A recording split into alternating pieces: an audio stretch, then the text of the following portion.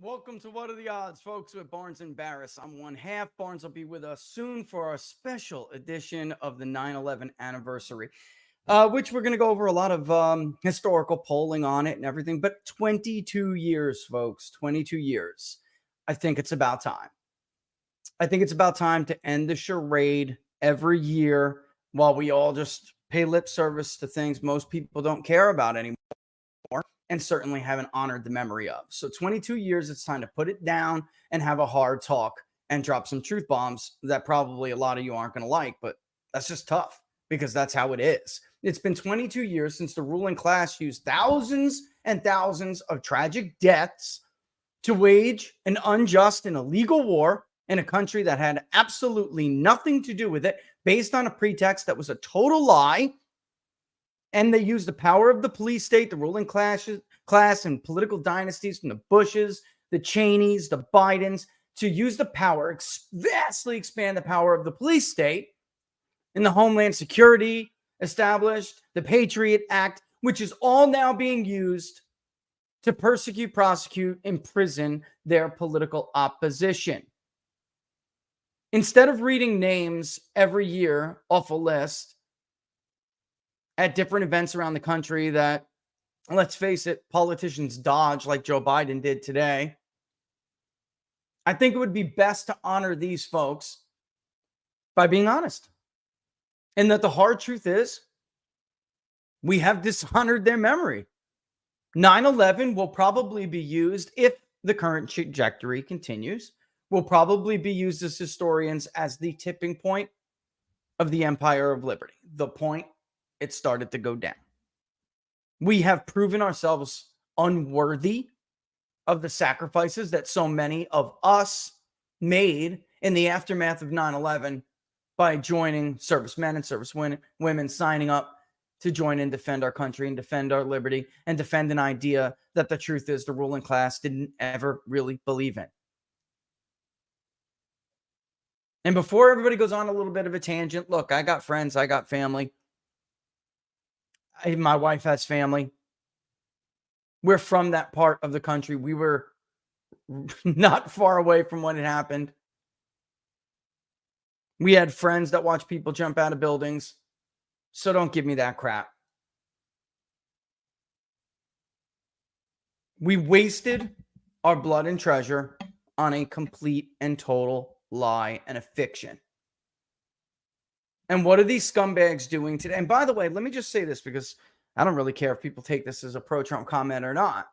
The election of Donald Trump was the attempt by this country to atone for those sins, to atone for that dishonor, whether you agree with that or not. And these disgusting people that are trying to fight their way back after more, I mean, you really can't blame one party. It's not about party. In the 21st century, after 9/11, we had two Republican administrations back to back. We had Bush and Bush 2, and the reelection of George W. Bush, who really took us down this path. We had 2 terms of Obama, a Republican president with 1 term, and currently another Democratic president with 1 term. There has only been 1 president that ever opposed this the whole entire time, despite what Obama said. He did not govern as he campaigned. And we're seeing a reemergence of these scumbag, dirtbag pieces of trash who got us into these follies to begin with. And listen, you can talk about how, what provoked 9/11. I just want to talk about what happened in the aftermath of 9/11 for those who don't remember. And, before we get into it,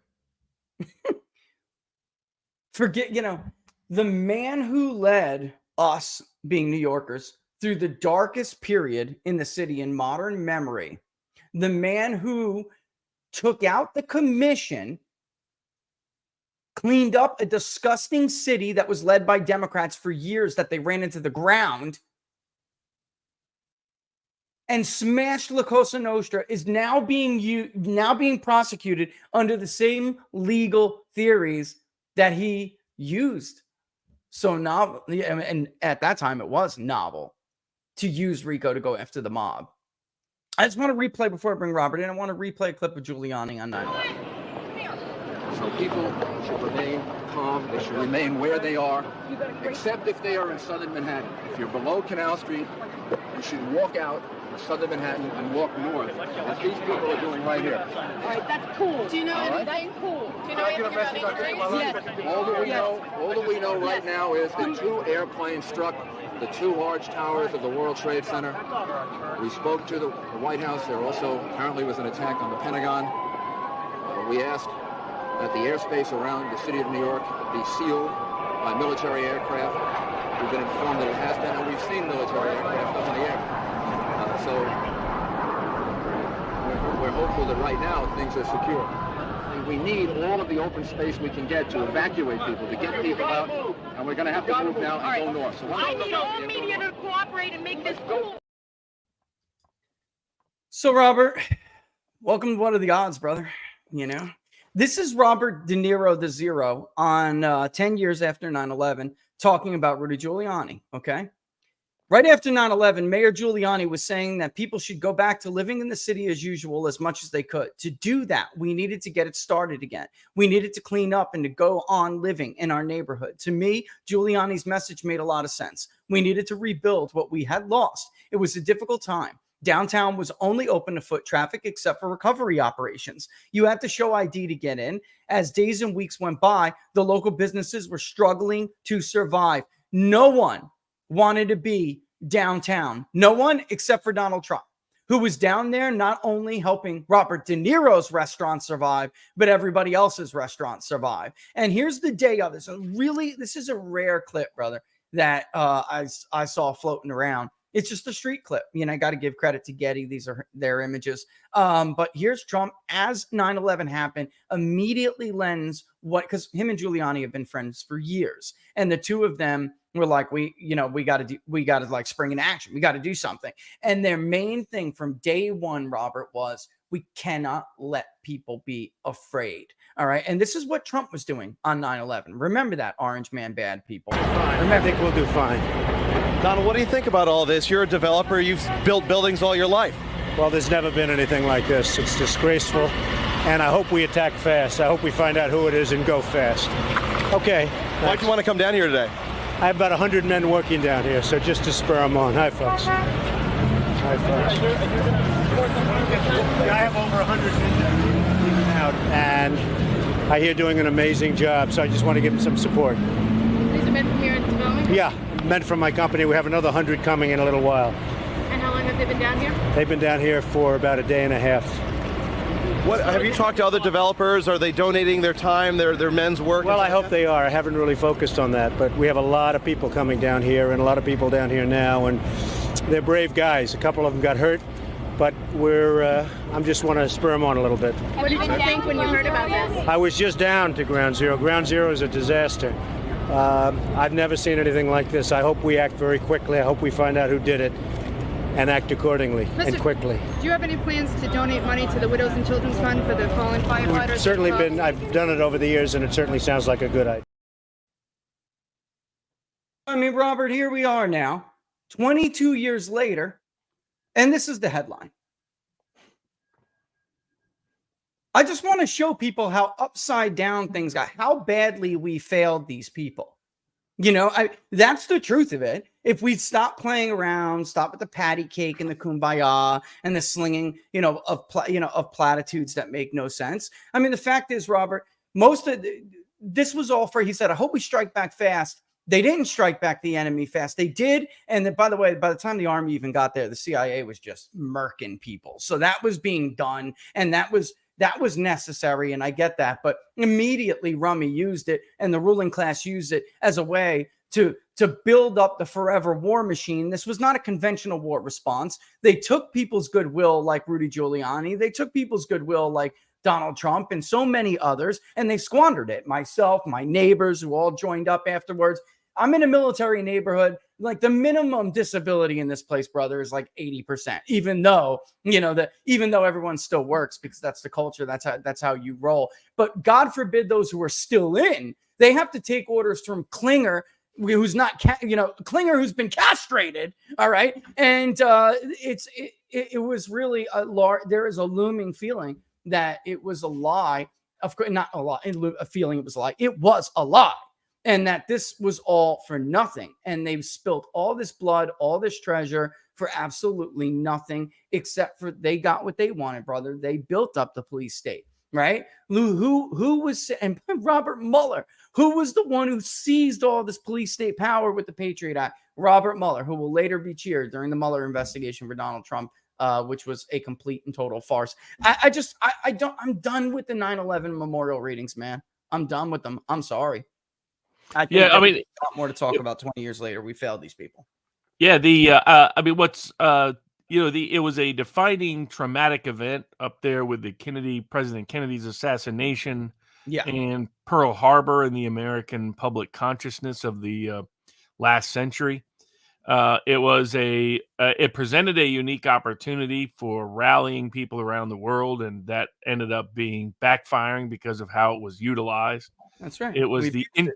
It was the introduction of Islamic fundamentalist terrorism as something that went beyond the borders of Israel and the Israeli-Palestinian conflict in the public Western consciousness.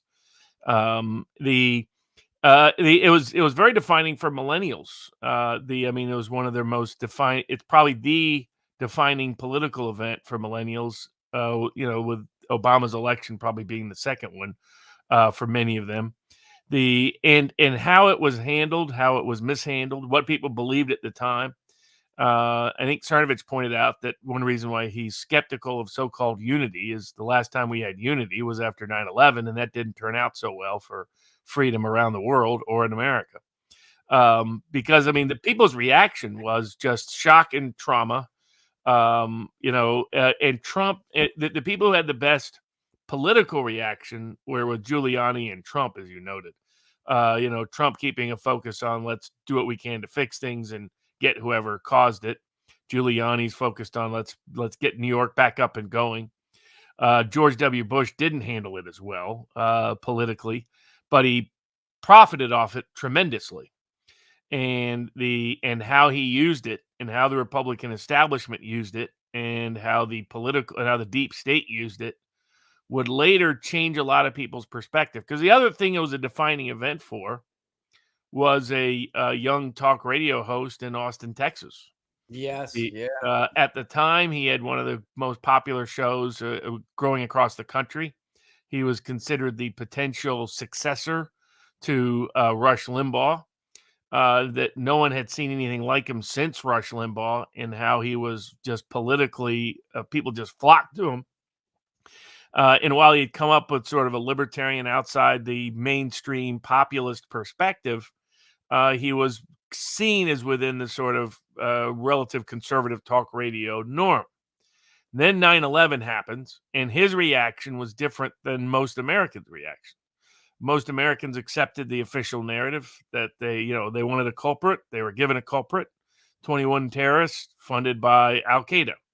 And it was Osama bin Laden who orchestrated and organized it. Not long after, a videotape that's still debated to this day, Osama bin Laden claiming credit for it.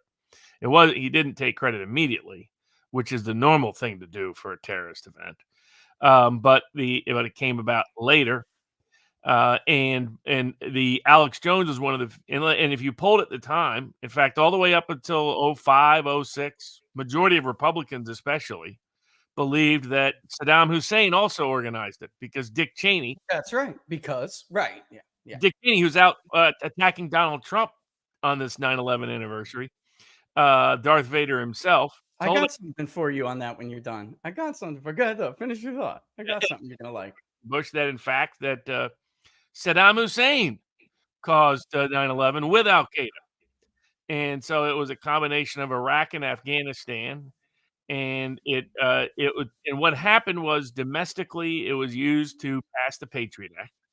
It was Robert Mueller had come in, just as you noted, just a few days before, to run the Federal Bureau of Investigation. And one of his proteges, James Comey, would become influential as part of this process. The Patriot Act would be weaponized in ways to expand the national security state to make people feel safe. This is when all of a sudden you used to be able to just hop on a plane. Not anymore. Now you had to go through massive invasive security that younger generations think is normal. They don't know how utterly abnormal that is. The movie, Hunt for Red October, talks about how great it was you could travel between states, these Russians, without showing your papers. Well, not after 9/11. Now you had to show your papers to fly a plane, get on a plane. And not only that, you had to show your body too and go through x-rays and all the rest. It was used to justify the national wiretapping effectively and eavesdropping effectively of what had previously been a quasi-secret echelon system at the National Security Agency. So 9/11, quite literally, not only was it one of the most traumatic events in American political history for most ordinary Americans, one of the most defining events for an entire generation of millennials, but how the government handled it, how they responded to it, created the national security state as we currently know. It was used as the primary justification and rationalization to spy on you, on your computer, on your email, on your phone calls, on your text messages, on your interactions en masse. From that point forward, they started mass gathering people's private information on a regular basis at the National Security Agency and screening it for so-called terrorism. It also unleashed the power of the FBI in its modern form, the power of the Justice Department in its modern form. Just as the drug war allowed the government to get away with seizing assets in ways they didn't used to, invading the attorney-client privilege in ways they couldn't do so before. Now, 9/11 would go even further in the name of anti-terrorism, stripping you of all of your privacy from the state and allowing the state to sneak peeks at anything they want, anytime they want, on the loosest and lamest of pretexts and pretenses. At the same time, it was used to justify a massive military buildup, not one, but two new wars that would be waged in Iraq and Afghanistan that would ultimately bleed over into Libya and into Syria and into massive refugee crisis and immigration conflicts and all the rest. Provoke Iran, who maimed most of our people in Iraq. That was the Iran's Quds Force. They were good at IEDs, Robert. And, Ari Fleischer, to this day, brother, continues to try to defend Bush and Cheney as if these things were not known lies. Our allies in the UN knew they were lies, especially when it came to Iraq. And they, instead of, they didn't want to support that resolution, but between the US and British intelligence forces, they were literally blackmailing people to support that resolution. And Colin Powell knew he was lying through his ass when he went and gave that speech. And meanwhile, it's like, where are these people now? Well, one, his family, what remains of it, is trying to remove Ken Paxton as Attorney General from the state of Texas, beloved by current Republicans because the party hates the Bush wing of the party now. The other one's in the White House. I mean, one of those families, they're currently the first lady and the president of the United States. And then, of course, you have the Cheneys. He says something, Darth Vader says something through this ad that I'm going to play that it just blows my mind. Real men tell the truth to their support, tell their supporters the truth, he says. Listen to this. Listen, and everything Robert and I just told you about what these people did, which, by the way, and get back from this, we have to talk about how the Pauls have been warning us for years. And Inspector Generals, Rand Paul's investigation, the FBI themselves, all of these mass surveillance state powers have never stopped or preemptively prevented a terror attack ever. They're too busy climbing up telephone poles outside of Trump Tower, Mar-a-Lago. And here's the audacity of this piece of shit to release this ad. In our nation's 246-year history, there has never been an individual who is a greater threat to our republic than Donald Trump. He tried to steal the last election using lies and violence to keep himself in power after the voters had rejected him. He is a coward. A real man wouldn't lie to his supporters. He lost his election, and he lost big. I know it, he knows it, and deep down, I think most Republicans know it. That's Dick Cheney live from hell, where that piece of shit is going real soon.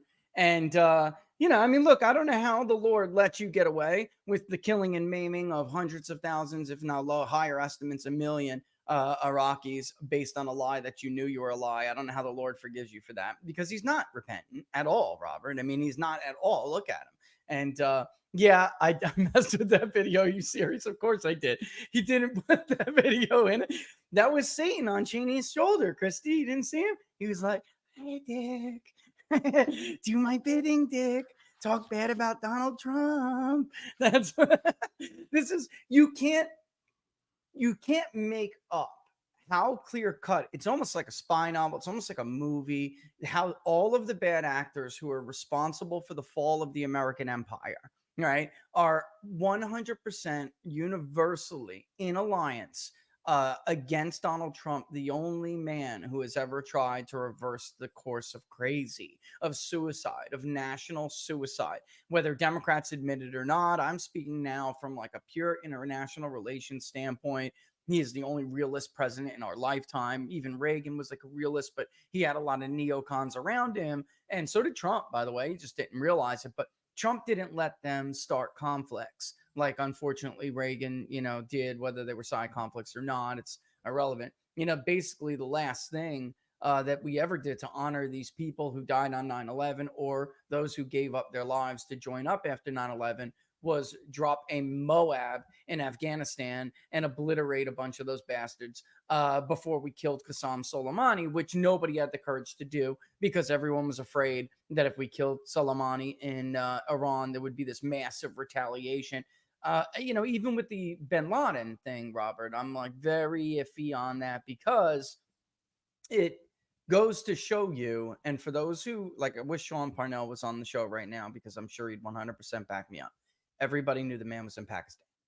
Everybody knew he got across Tora Bora and got into Pakistan, and that someone gave him safe harbor. This was not some major mystery to us. Maybe it was to the rest of the country, but for the military itself, it was very, especially, by the way, George Tenet, CIA in the very beginning.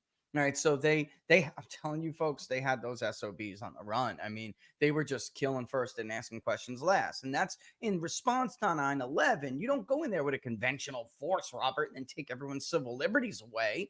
You do what actually George Tenet may be the last CIA director we'll ever have who advocated for less force like that. Like, don't worry, give me some ODAs. Give me some SEALs and our attachments, because for people who don't know, Delta is actually run by the CIA. So, they're at Fort Bragg, but they're not. They're like across the street from JFK, and you're not allowed to go over there. So that's CIA run. And George Tenet was like, between Delta, a couple of the ODAs, and some SEALs, if I need them, we'll kill them all. We'll kill them all, Mr. President. And Rummy was, what you do now? We need a conventional force, because they knew they had been trying to invade Iraq for years, brother. They had been trying for years. And this was just their fake pretext to do it. And then all of those police state powers that you talked about before, Donald Trump would never have been the victim of a seditious conspiracy to not only prevent his election, but then to subvert the duly elected president of the United States, if they didn't have those powers. And Ron Paul, by all the other Republicans, Ron Paul, for years, and then his son ran, obviously, backing him up, for years had said, you will rue this day. And they mocked him, Robert. They mocked him. You remember the laughs, the outbursts of laughing during Republican debates?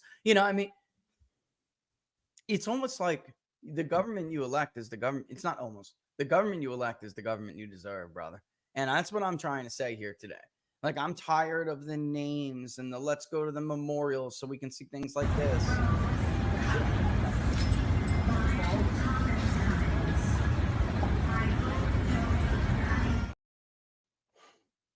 Oh, Robert, like a sack of potatoes thrown in the back of a van. That's why Biden didn't show up today, too. I mean, let's be honest. And you got Bernie Kerik is like, I have to stand here next to these pieces of shit who are indicting my former boss and literally my brother in arms during 9/11. They have the audacity to come down here today and preach about this. And, we can never forget.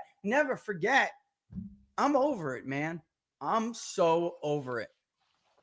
Well, the other thing, but politically, 9/11 was a seminal event because the response and the reaction to it precipitated the divide between the political establishment and the Sure populist did. wing of the Republican Party and the right in general. Broke. It also created unusual alliances. The perceived anti-Islamic belief structure of some of the response and the reaction to 9/11 is what also precipitated the left's unusual ahistorical alignment with Islamic causes, which to this day is really weird. But it's all about response to 9/11 that defined it.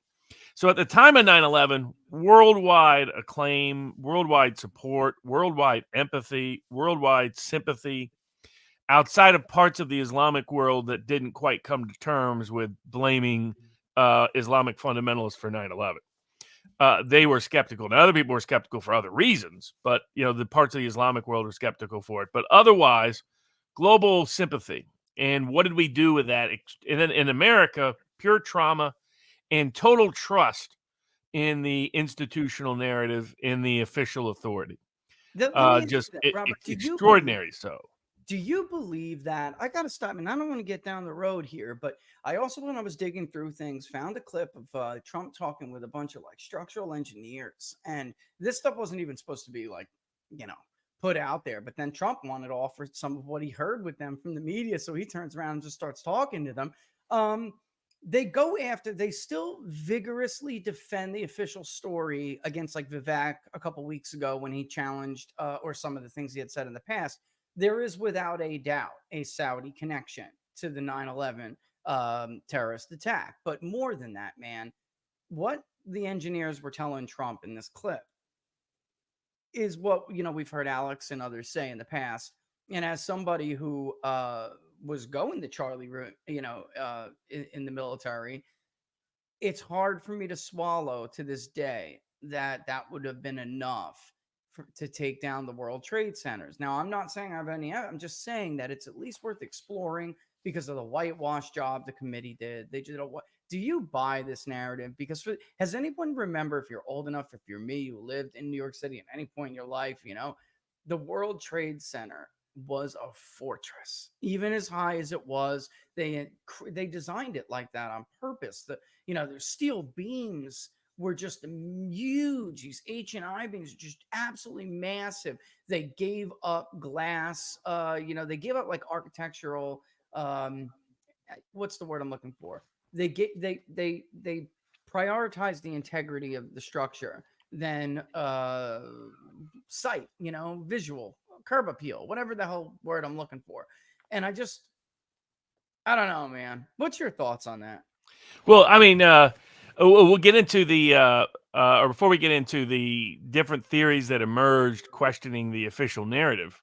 What was interesting was who questioned it first. Yeah. Politically. In the sense that initially, if you questioned it, I had friends from New York that would get enraged if you question the official narrative, as if you were insulting their memory, you were insulting the memory of those who died that day.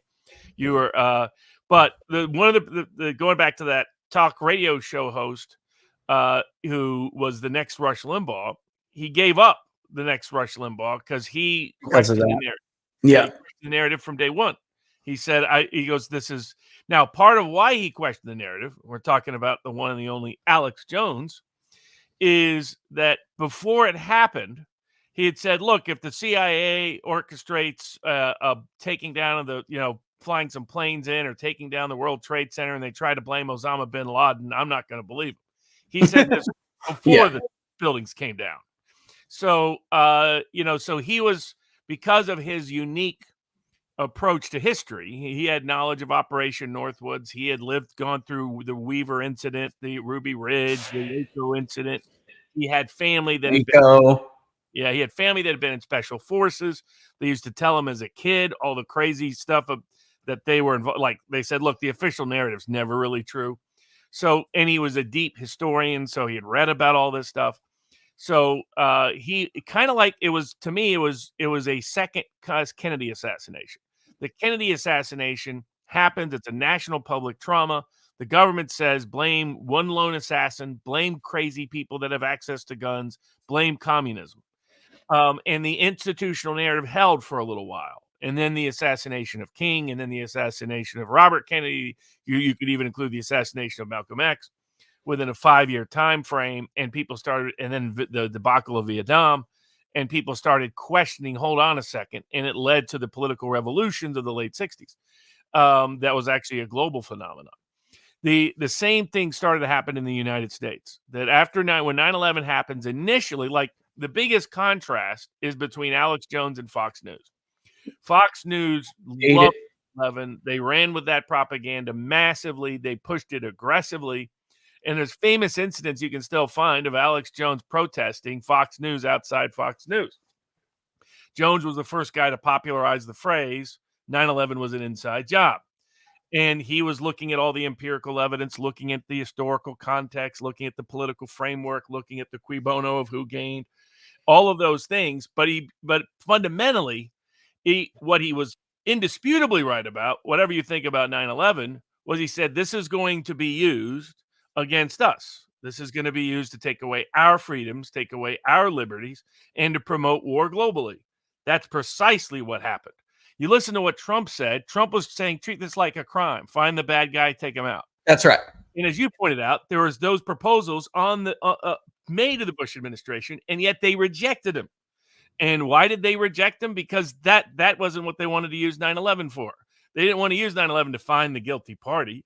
They wanted to use 9/11 to propagate the deep state apparatus, a national security state at home, and a globalist warmongering agenda built in the national security establishment. And of course, what came out was that Bill Kristol, all the people who hate Trump the most, who've been around in politics since 2000, Victoria Nuland, the Kagans, Bill Kristol, that crowd, you dig in, you'll find they're all connected to this original Cheney, Rumsfeld, New Century for a New American Century. Before 9/11, here we'll get it. So the political blowback was it begins the divide between the populist right and the establishment right, and the alignment. And ever since the Cold War, they had been able to suppress the populist right, which people forget to this day. That, everybody like Glenn Greenwald or others are always shocked that the anti-war sentiments, the anti-Patriot Act type sentiments come now from the right, but not if you knew longer The history. Yeah. It's like the book you're reviewing with the People's Pundit, the locals community, the emerging Republican majority. Anti-war sentiments were dominant amongst the right historically in America. Damn right. Populist right. And they used the Cold War to suppress that. And as soon as the Cold War ended, they were worried, how do we sustain this? And the perfect example of this was the combined candidacies of Ross Perot and Pat Buchanan. Buchanan came from that populist right that became such a cold warrior for all the wars, for the national security establishment, for the defense industry. But once the Cold War was won, he was like, why are we still involved in this? Why are we still involved in foreign wars? Why are we still involved in foreign aid? We don't even need this massive military infrastructure to this degree.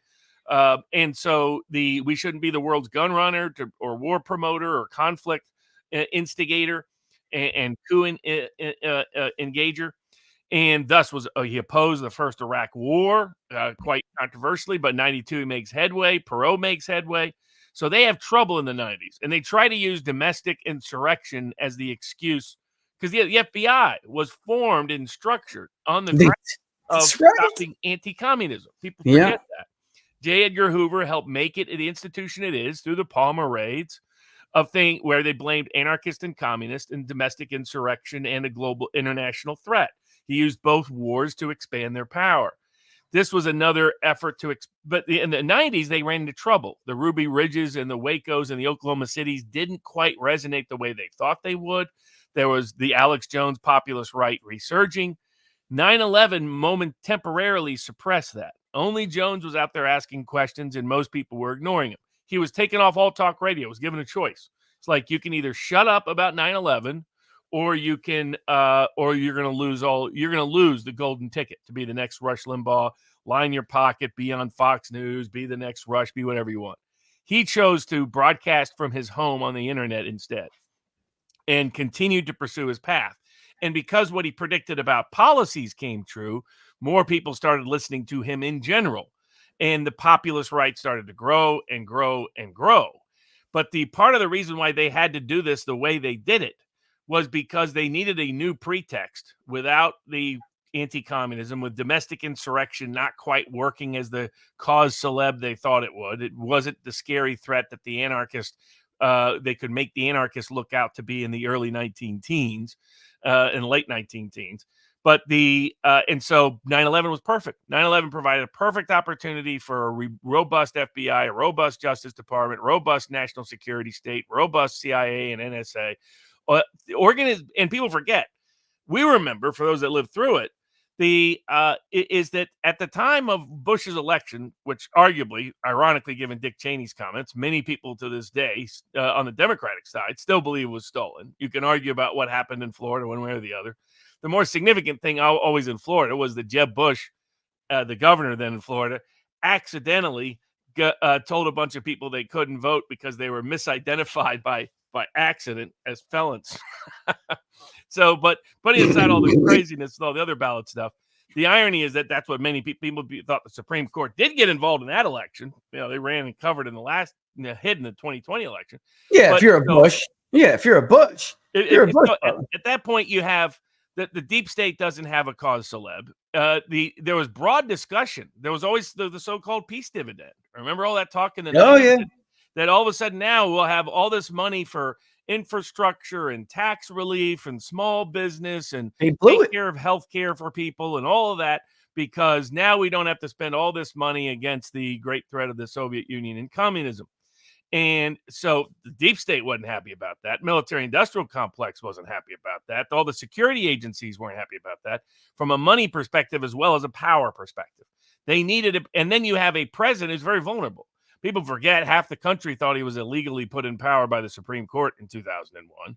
So he's walking into a situation without a broad coalition built.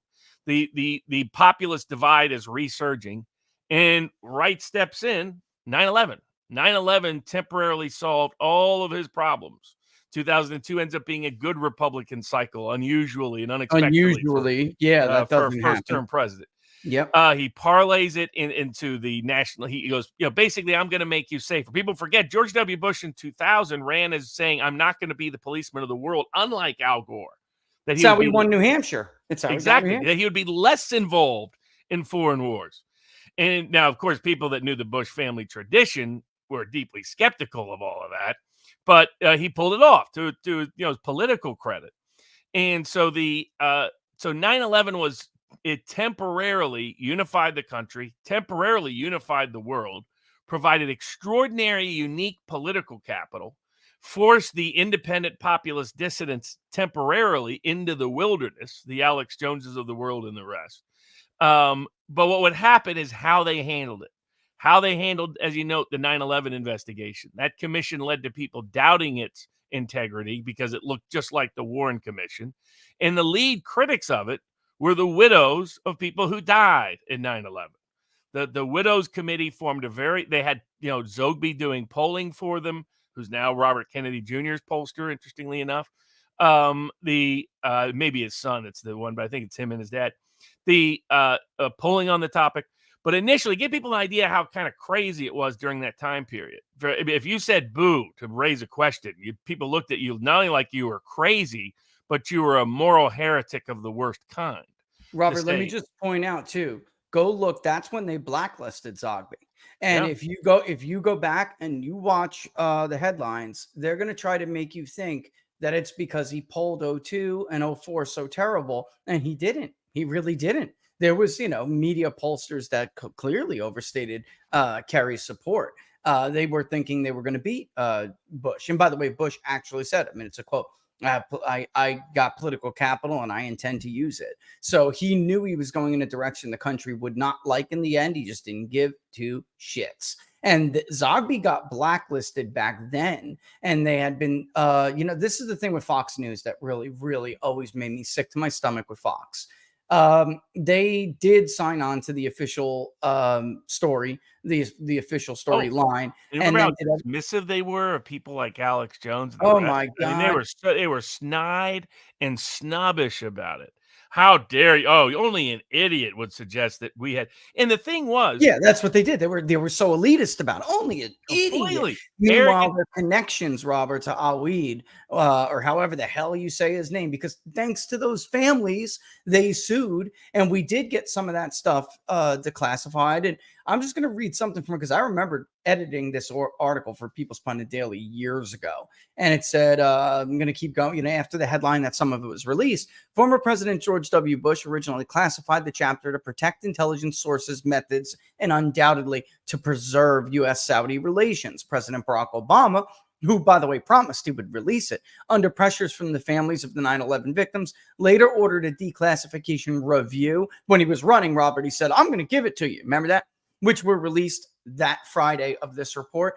The Republican at that time controlled Congress recently passed a bill allowing the families of the terror victims to sue the Saudis. And then the Saudi connections to Islamic terrorists that were supposedly behind 9/11 were well known, but 15 of the 19 hijackers were Saudi citizens. However, top Al-Qaeda operative Zacharias Moussaoui, the so-called 20th 9/11 hijacker, previously implicated Saudi Prince Al-Walid bin Talal by name, as well as other Saudi government officials. He claimed they financed them, which was an embarrassing disclosure made by a segment on Special Report. Brett Baer did it at the time. Here's the kicker.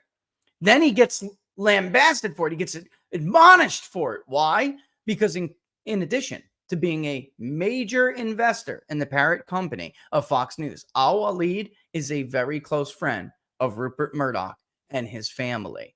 So this is Right. Well, and this goes into always made my stomach churn, man.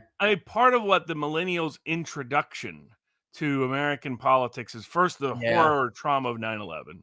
People, I mean, a wide range of people were politically radicalized by the event. I mean, as you mentioned, you knew a lot of people. J.D. Vance volunteered to go to the army and to go serve in Iraq because of 9/11. The reason why he was one of the only people to come out against Ukraine funding was, I talked to him on the phone about this, and what he said publicly later was, he went to war and saw his friends die based on a lie. He was not going to just reflexively trust the military-industrial complex again. Even though he knew by opposing it, they would wage political war on him, and their political war failed in Ohio, but they tried. They tried to strip him money, poured lots of money into his opponents, etc. It just didn't matter. But this was politically. So you had one group that responded by being uber patriotic and support the country, rally to the flag. You had another group that responded by becoming deeply skeptical of Islam. Now, this has kind of faded in the last couple of years, but this was big in the 2016 election.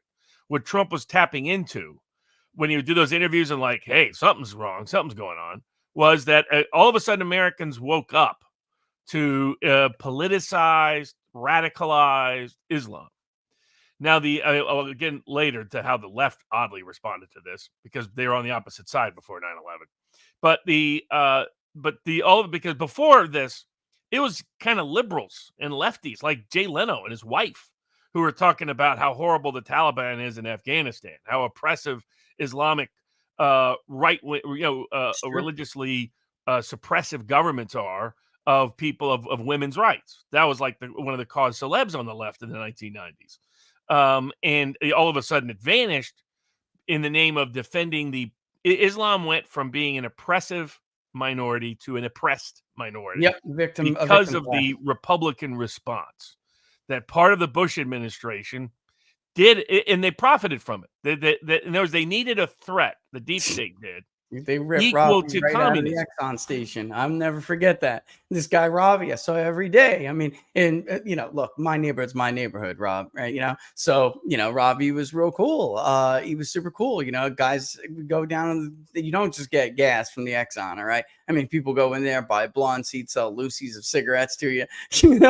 Then all of a sudden, here they come, and they rip Ravi right out of there. Later, they told us that, we can't tell you anything, but wink, wink. He had some flight plans in his trunk. That turned out to be total bullshit. That was 100% not true. He knew some guy through some other guy through some other guy that may at one time have known one of the hijackers. I mean, it's crazy. And he was not at all radical, Robert. Not at all. No, He I mean, was like the and that was most the westernized, there were like two parallel realities. One was that politicized Islamic fundamentalism was a unique global threat. And at the same time, that 90% of Muslims are not part of that. Right. But what would happen is they Weird. knew if you wanted to scare Americans, scare people in the West, you needed them to think that every Muslim might be a terrorist. I always remember the South Park where the Muslim kid comes in and Cartman's like, no, I'm out of here. No, people checked in for a bomb. I mean, that routine. But it's politically effective. It keeps people in a constant state of fear, and people will give up their liberty for the idea of security only when they are in a state of fear. And you need to ramp up that fear. And they use the visual trauma of 9/11 to have. I mean, I don't know about you. I saw the second one come down live. Yeah. Someone texted me or called me. Maybe we didn't even have text back then. It was. However, somebody reached out and said, you got to turn on your TV. I turned on the TV. One was already down. The guy is talking, and I see the second one come down behind him. That was visually traumatic. And so they use that to say every Muslim out there might be a terrorist. They might want to blow up your kid's school bus. They might want to blow up your I remember in Tennessee, all of a sudden, all these small local courthouses were like, we got to have massive security. It's like, you got to be kidding me. They're not coming down here to small town Tennessee to blow up the local courthouse. You got bigger problems with somebody who's just pissed off at the judge. But that was the mindset. It was everywhere. It was embrace. Please give me more security. Please take away more of my freedoms. Please take away more of my liberties. Please let's give the defense budget as much as we possibly can. Let's give the military industrial complex as much as we can. Let's give the NSA and the CIA we need to give them more power. I remember people like Chris Matthews and others running around saying, you know what? We were right when we were in bed with bad people before, because those bad people give us the right tips and the right clues and the right cues. So we need to re-empower, like what we were doing at the peak of the 1950s, where we were in bed with some of the nastiest people in the entire world in the name of anti-communism. Now just change it to anti-terrorism. Terrorism became the substitute for communism, and justifying and rationalizing a global security state, a invasive military industrial complex, and their power and their seizure of power. And one of the only guys warning in the wilderness was Alex Jones. But as things progressed, as things proceeded, the American people, and that's what I think people in the Republican establishment to this day do not understand, is the populist portion of the base. Thomas Frank wrote about what's wrong with Kansas from a left populist perspective, but he does capture some real good interviews of the populist right. The sense of betrayal that people felt, and when they discovered that the Bush regime had been using the trauma they experienced over 9/11 to steal from them financially, economically, and politically, and enrich and empower a corrupt deep state, to the degree that they knew people who had lost their limbs and lost their lives in the name of it in stupid, useless foreign wars. People don't understand the rage that built. And if there are people that are part of that, especially the working class part of it, that have never forgiven the Bush regime. This is what your establishment Republican doesn't understand. This is what Fox News doesn't understand. This is what the people of the think tanks don't understand. I remember the 2016 debate where 9/11 came up in the South Carolina debate, and they were all saying, oh, Trump's dead now. I remember all the media analysis. Yeah, oh, my goodness. It's over. He questioned 9/11. He questioned George W. Bush. Remember what he said? He said he did two things that were right to the populist heart. He said, did Bush keep us safe? Well, the towers came down. I don't call that safe. And then number two, he said, should he even be impeached? Yeah, he lied. He should have been impeached. I mean, right then, they'd be like, oh, now South Carolina, they're a military establishment state. They're going to crush Trump now. Nikki Haley ran out to endorse Marco Rubio. And Trump whooped him. Why? Because The Republican primary in South Carolina wasn't just old school establishment types anymore. It wasn't the folks in the country club outside of Charleston anymore. It wasn't the people living on that fancy island off the coast anymore. It was a bunch of working class people from the upcountry and from the Myrtle Beach area that had joined the Republican Party, and they were a group that never forgot, never forgave, and held the line against the lies of the Bush regime to so misuse and abuse the public trauma to such a degree that they would cost lives, limbs, and liberty of Americans for their lives. I remember that debate. It was right before it. He releases this tweet, which I get into a fight with Chris Steyerwalt at Fox News over, because he says, now that George W. is basically campaigning for his brother in South Carolina. So was it open season on him and how he screwed up 9/11? And everybody was like, oh, it's over. Because that was a holy. And I'm like, kidding me? Horry County's gone. He's taking it. They had isolated and your Bill Mitchells of the world, social media influencer. He still believes weapons of mass destruction are somewhere in Iraq. He still believes Second Amendment. People forget all the way up until 05, 06, a majority of Republicans still believed Saddam Hussein caused 9/11. Yeah. People don't realize that was only it was when they came to realize that all of it were lies. Yeah. And then they realized that everything Alex Jones had been telling them about what was going to happen was true, and they were living it. They were like, hold on. And there were fissures, Zogby's polls captured these fissures. Like he would say, what's the difference? Do you believe this official narrative or do you believe these alternative narratives? We have some of that. Don't we have some of that? I got the statistics. What's interesting is you'll see there's a massive class divide from the very get-go that is only enhanced. Oh, here it is. I got one right here. This is a good one. This is a really good one to use. This one, right, Robert? This is Zogby right here. So do you believe the official story? Yeah, Zogby 9/11 Truth, August 2007. Do you believe the official story? Do you believe they let it happen? And then do you believe they made it happen? I think is a huge distinction because I have do I have it here? I do. I wasn't going to play it, but I remembered it this morning. I was talking to Poso about it and tweeting with him, and he was like, "Hey, remember when James Woods warned the FBI and they did nothing?" And then I remembered all these, different narratives that people were trying to bury back then. But here's the Zogby poll, and I guess I can't take my thing off of it or else it's going to go away. But the official story, 64% believed it. But remember, this is still 07, okay? Yeah. 26% said they let it happen. Look at the 18 to 29-year-olds, Robert. Look at the 18 to 29-year-olds. And that's 2007. So that's your millennials today. Yeah. That's your millennial generation. High school grad, you can already see it starting to, and then less than high school, you can already start. You already see the massive class divide from day one, right? Yep. College plus, 72% plus the official stories, right? Less than high school, only 37%. High school grad, only 49%. Even in 2007. Yeah.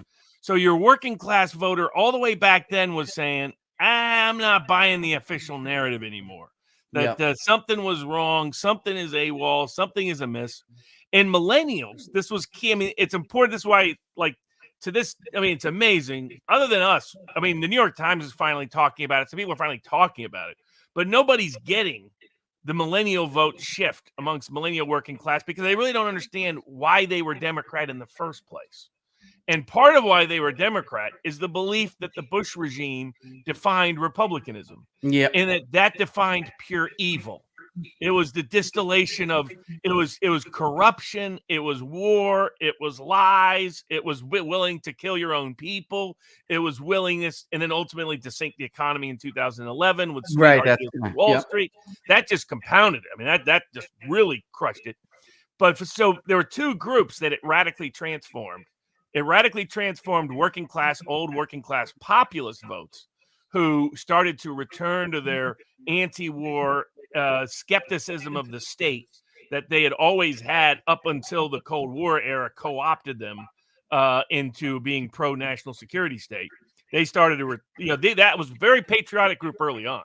Remember, we're not going to call them French fries. We're going to call them freedom fries. Yeah, freedom fries. That's it. I'll tell you what, man. Back then, people need to understand what Robert's saying.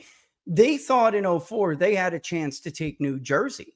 because of this, because of how much they had consolidated some of these people's beliefs. The Bush, I'm talking about the Bush campaign, folks. They thought they could take Jersey because it was fresh in their minds. It was so close to their homes. And, you know, it was traumatic. Even for, you know, well, not even, I mean, we were right and for there. working class Northerners, it was, it was a patriotic rally. It was it was, you know, and Bush was carrying the flag in that respect. And it was really working up until late 04. It started to get a little shaky as people started to have doubts about the Iraq war. Right, because he said, Robert, let me just stop it. He said, soon I hear you, and soon the people who knock down these buildings are going to hear all of us. He didn't say soon the people who knock down these buildings and Saddam Hussein, because we've been wanting to get him for a while. And it was an ultimate betrayal of our trust. And they gave, like, man, I'll tell you, my family, they gave their sons to him to do, you know, trusting that. And he lied to them. And then by the time that poll comes, the financial crisis has come around the corner. So he not only did he do that, and by the way, many were Hispanic folks. Not only did he do that, but then he let their economy crash on top of their heads. He did such damage. And it's funny, Robert, that speaking of these like crazy politics make strange bedfellows. All right. All of the people who wanted to literally try Bush and Cheney at The Hague and execute them for these lies, right, on the left at that time, are now in bed with them, hating Donald Trump in some weird kind of like, you know, coalition. What's interesting is prevent him from rolling it back. You see a bit of the glimpse of that in response to 9/11 narratives, because you see the college-educated crowd doesn't like anybody questioning the official narrative. Yeah, there it is. And what happened is some of those voters were Republican back then, but they would become Democratic in time. And so because you have that sort of the boomer generation, even though when they were younger, a working class portion would question the Kennedy assassination, that would turn them. But the professional managerial classes were united behind the idea that the official narrative is absolutely correct, and anyone who second guesses it is wrong. We got to fight them over there, Robert, so we don't fight them over here. They would start to become Democrats. I've heard it from all these guys. Yeah. Yeah, and they would become part of the Democrat, whereas the working class anti-war vote, populist vote, skeptical vote. I mean, and if you had polled an Alex Jones audience in 2010, 80% of them would be apolitical. Definitely in 2000. In fact, most of them would tell you they're not involved in politics. It's not. Yeah. They're a bunch of corrupt, you know, they're both evil. You know, watch A Scanner Darkly or Waking Alive or whatever that late 90s film is that has Alex Jones going around with a megaphone and the sort of cartoon version of it. They were anti-political systems. The system is broken. The system is busted. What changed some of this was the response and reaction to 9/11 slowly.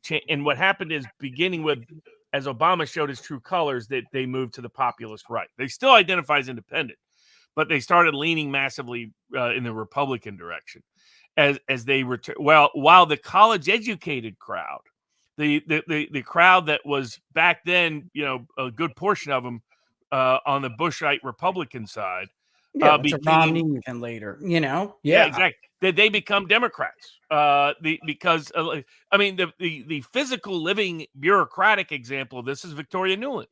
Victoria Nuland, who's right now propagating the war in Ukraine, the lead instigator for it, going all the way back to 2014, working in the Biden administration and the Obama administration. Well, where does she start? Aside from being married into the Kagan family, a famous neocon family, she starts out with Dick Cheney in response to 9/11. So, I mean, the deep state, this was the rallying cry for the deep state establishment that started to fall apart because the warnings of the Alex Joneses started to resonate in the populist portion of the two different groups with different reactions. With the working class, older on the right, they rallied to the populist side and helped animate Trump. This is what Trump understood in 2016 that nobody else on that stage understood. That nobody on that stage a couple of weeks ago in Milwaukee still understands. Yeah, they still don't get it. They still don't get it at all. They still think that, I mean, DeSantis was a huge Bush fan, still loves the Bush family. It's probably the case the Bush family gave him his first start. I mean, is it really a coincidence he gets the kind of gigs he gets right out of school? You know, hey, you get to go to Guantanamo and Oh, dude, he was groomed. He's groomed. He is. I don't want to say he's a groomer because he's not. No, but he was groomed. He was groomed. He was a victim of Bushite grooming. That's why people like myself and Sean Parnell and others, we can spot it because we knew what it would look like back then. And so many of the people that you were just talking about, I mean, he falls right into that kind of professional class Republican who also another one who's very much in this mold. Mr. Eye Patch in Texas. Sorry. Yeah, I mean, that's why I have gotten in Robert. Yeah, One-Eyed McCain, Yeah. the ogre. We've talked about this, privately before, and but I'll say it. And I am outwardly skeptical of that generation of veterans now if they made their career and off of the military like that, because, they're not the JD Vances, like they're not the Sean Parnells who were like, we were lied to. That's just not the case. They're the ones who believe this, back then. I mean, this is going back to what? There's a Pew Research poll, right? Do you think Saddam Hussein's regime in Iraq was directly involved in the planning, financing, or carrying out of the terrorist attacks of September 11, 2001? There are those of us, Robert, who found out that's a lie and cared, and then there are those of us who even did as not. of January 04, by a 10-point margin, Americans thought yes. Now that started to flip by late 04 as information started to come out. And then that number, like today, that number would probably be like 10%. But back then, this is how successful the lies had been. Yeah. But the more successful the lies are, the more devastating the rebellion is when people find out they've been lied to. Yeah. Because it feels more personal. It feels more direct. It feels betrayal. It becomes traitorous. That's right. Just like with the Kennedy assassination for sort of working class boomers about, oh, this is what America really is. America's not this pristine government, shining city on a hill that won 2 world wars, that's bringing peace and prosperity to the world in the personage of, John F. Kennedy's optimism of 1961. It's the machine that will kill that man because he has second guesses a single war in a single place at a single time. It's that's and the same would become true of 9/11. It would radicalize a group of veterans who felt lied. I mean, people like J.D. Vance is senator today and has the populist positions he has today because of the lies told, not because of what happened in Iraq, because of the lies told that got him to Iraq. And to this day, the Republican establishment, the media establishment has never come to terms with that fallout. They still don't understand. And Barack Obama ran as, I'm a change guy. I oppose the Iraqi war. I'm going to do less of it. But the reason why the millennial portion dramatically declined in voter participation between 2008 and 2012 is he betrayed them. And then they just kind of felt lost. And that's where what people don't understand is as they look back at the last 4 years of Trump compared to Biden, these people thought only the Republicans caused these dumb, crazy wars. Yeah. Only these Republicans bail out Wall Street and big business and screw me economics. That's so true. And then all of us, that's because Bushism defined him, especially George W. Bush. But that was their view that was their only experience. They didn't have experience with Reagan or Nixon or Eisenhower or old school Republicanism. Or even before that, like Trump made up the America First slogan or something. He didn't. It was Ronald Reagan, 1981. My God. Actually, Clinton stole it initially in early 1992 and then backed off of it. But his first primary speech in Arkansas, he said that. Yeah. Make America great again. And going back to like the Calhouns and stuff, they would constantly say American industry comes first. American interests are first. Abraham Lincoln, the great Republican Party was built on that. William McKinley, the foundation of the real Republican success in beating William Jennings Bryan. Well, they probably stole some stuff here and there, but the other reason was they provided real jobs for manufacturing industry. Definitely, that was the number one reason. Bryan sounded like he was anti-industry, and so they could easily they didn't have to steal to win those votes. They stole just to be double sure. But that's the old Republican base. It's anti-war. Don't get involved in foreign stupid wars. Don't get involved in foreign entanglements. One of the principles of the foundation of the whole country. And then going back to Thomas Paine's common sense. And then second, build up domestic infrastructure, domestic industry, domestic manufacturing, support it, provide protection for it so that people get good jobs at good wages that they are proud in. And what does that do? That forms communities. If men have good jobs and they can provide and protect for their wives, then what happens is marriage rates stay up. Marriage rates stay steady. Children get raised in two-parent families. That's right. So children, and all of a sudden, the crime problem, the dropout problem, all of the problems, Castrated clinger problem. Oh yeah, the social, the psychological. I mean, the addiction to various drugs, drug abuse, etc. All those problems only explode when the family breaks down, and the family only like this is where I disagree with some conservatives. If you look at the black family in 1960, it was actually quite strong. Black unemployment was below white unemployment. It wasn't so much all the spending of the welfare protocol. Those were meant to reinforce some things. But if you track it, it begins with the demanufacturing of urban cores because before it happened to the rest of America in the 1980s, go back and look, it starts happening in places like Cleveland, in places like Chicago, and places like Detroit in the early 1960s. They start taking down the manufacturing cores of these big cities. And that's when all of a sudden you see black unemployment start to spike. But because the Great Society was an incentive. The Great Society simply profited and furthered. That's right. But it didn't initiate it, because you'll see the breakdown tracks black employment, number one. The number one is when working class black men. And how do we get to know this and experience it? We've just got to see the same thing in mining and manufacturing country over the last 2 decades. This is what Charles Murray is talking about in Coming Apart. All the things that were thought maybe unique to the experience of ex-slaves in America, whether due to slavery or whether due to racial programs or whatever it was, all of a sudden we realized, no, that's not unique to them. Now, I had seen that globally. When I traveled in Europe, I'd seen the same things that were complained about by black women of black men as cultural problems were the same problems Russian women complained about Russian men. And then I realized it's whenever you had a culture where men were denied the ability to provide and protect, it created institutions that weakened the family because the man's identity was itself being attacked. I think you're totally right about that, man. I really do. And I think that conservatives make that argument because it overlaps so comfortably with the Great Society. They think that time in between, like with the decline of labor force participation rates and the nuclear that's what family, they're missing. Which we all got to see. It took time for the Great Society to kick in, and I don't think that's the whole picture. I think you go to West Virginia now, one of the key things that you poll that other people don't. Reconstruction, brother. They survived slavery. The labor rates after slavery were higher than whites post World War II until 70s. Was like a peak of black working middle class success. Builds the civil rights movement. That's when the black family is strong. That's when unemployment is low. Yeah. But the key was they had good jobs, but not only in the sense of wages and benefits, but more importantly, jobs they had pride in. People have more pride when they get to make things. It is very hard to take and pride. X both understood, by the way.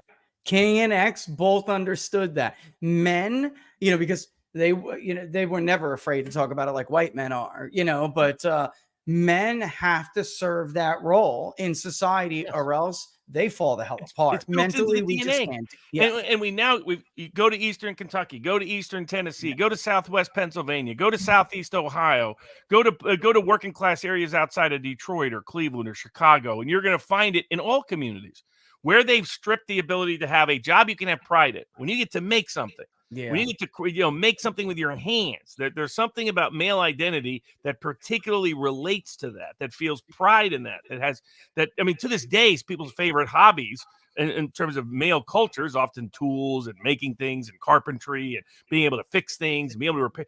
There's just a certain thing built into our DNA. Strip people of that. And what happens is they lose their identity, lose their ability to provide and protect, which in turn destabilizes the family unit, which in turn destabilizes children's life experience, which in turn will destabilize society. Drug addiction, crime, disabilities, dropouts. Weak families, weak families, Robert. Weak community, weak state, weak country. It's really that simple. I don't understand why some on the left has such a hard time understanding that. And that's the other thing 9/11 distracted from. Like what else happened in 2001? In 2001, China was fully and formally Yeah. admitted into the World Trade Organization. That's right.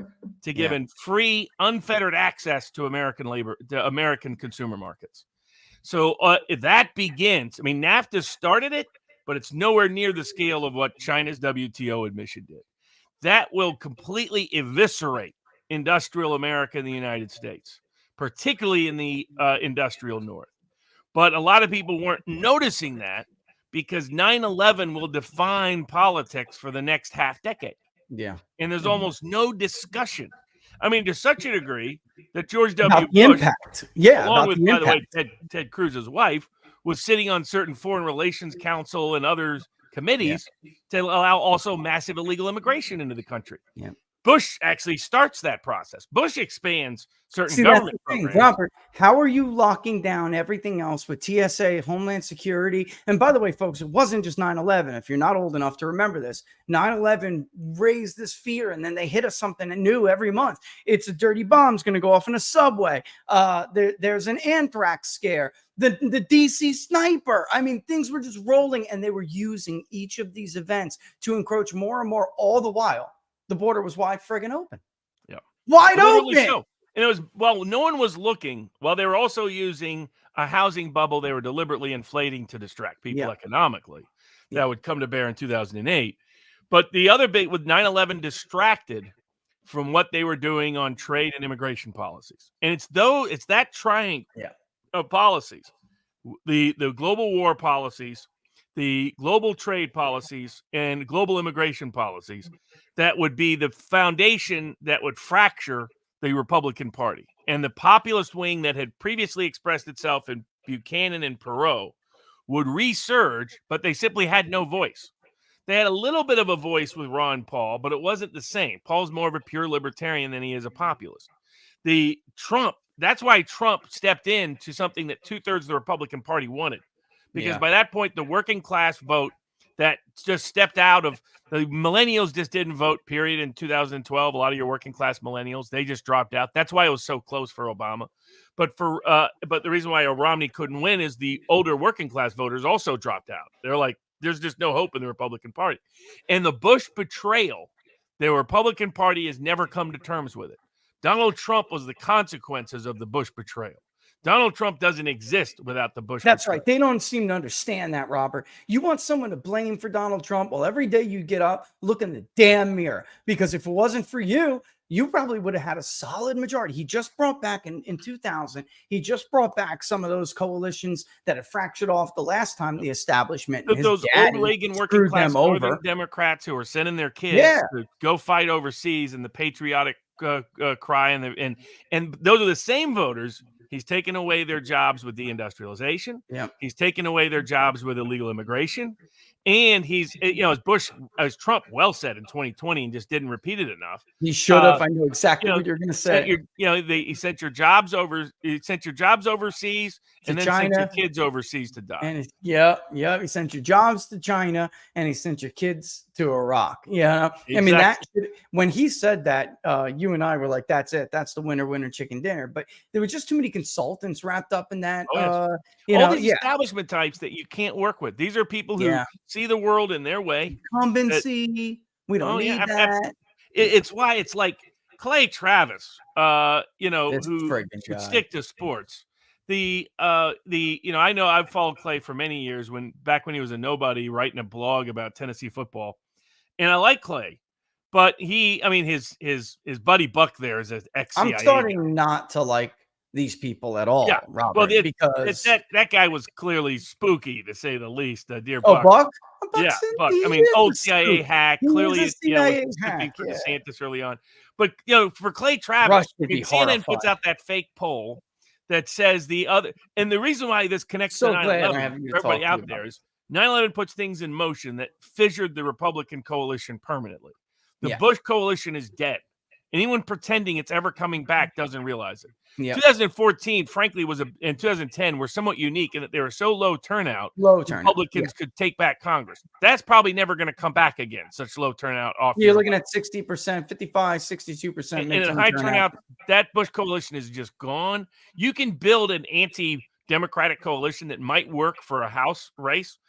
It's not going to work for a presidential race. Romney put that to bed. And to think about it this way, if you look at the 2024 electorate, given how they voted in 2012, reflecting the fact of how many of Romney's voters are literally dead, that a generic Republican should lose by 8 to 10 points. Robert, let me show you something. Let me show you something, Robert. I want to bring this up. I don't know if you had a chance to check it out, but we've been doing this thing measuring the Trump or bust vote. Even David Paleos at Suffolk University now. I got all of these other pollsters to really start looking at this, right? And people watch Inside the Numbers, forgive me for a second, but I want to show the what are the odds crowd this. Here's David, who literally uses the Trump or bust phrase. Then he gives an interview with The Hill and says he sees this everywhere, all right? And there's Beacon Research, all right? This is Mark Cunningham over at Beacon. He's polling Tennessee, and he says that the overperformance Trump has over DeSantis, and by the way, everyone comes almost exclusively from Republican voters who say they would vote for Trump as their nominee, but would not vote for DeSantis at all if he was the nominee. And then you have all of these maps. I've gone over. I'm not going to go over them again. I do want to show you, Robert, though, what we found in Florida, which is DeSantis' own home state. And I'm thinking if a Republican in the last national poll we did where we asked about the Trump or bust vote and then adjusted the electorate based on it, DeSantis loses Michigan by 13 points. He loses Wisconsin by 9 points. He loses Pennsylvania by a little over 9 points. Iowa and Ohio, I think he's going to lose, even though we have him up by 2. The undecideds are not that bad on Biden. He needs the Trump vote to come out to give him a 1 or 2 point win. And that's it. Meanwhile, Trump is ahead by 6, 8, 10, whatever, depending on what state. Even in Florida, I said, okay, that's it. I'm polling Florida, and I'm going to see what's going on in the state of Florida. And I don't estimate big leads in Florida. I have never done that over my entire career. A Florida presidential election in our polling and my polling is a few points here and there. When you and I saw Trump +3 in 20, we were like, this is over. I mean, it's +3. It's not even worth the money anymore. Here's the 2 pie graphs showing how Trump would do and how Biden would do, DeSantis would do against Biden. Trump is clobbering Biden by 7 points, 8 points, actually. I mean, it's DeSantis' own state, Florida. And DeSantis is tied. He's tied, Robert. It's all because of this right here.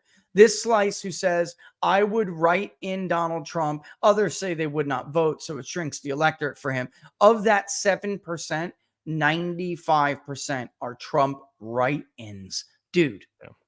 Dude. No, exactly. And for people that don't understand why this is, like your Clay Travises, like your Jesse Kellys, like all your establishment types on the Republican side as well. The state it's very, I mean, Cernovich is confirmed, and Cernovich started out as a Trump. He's got it now. He's got it thoroughly. And he's like, I go out, nobody cares about DeSantis. And he goes, Trump is gaining votes. This whole myth that Trump can't win. There's too many people who hate Trump, and we need to have somebody else, and anybody else could beat Biden.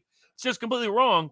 And the main reason it's wrong is they have never come to terms with the betrayal of Bush, of a large portion of the Republican base and the working class vote in general.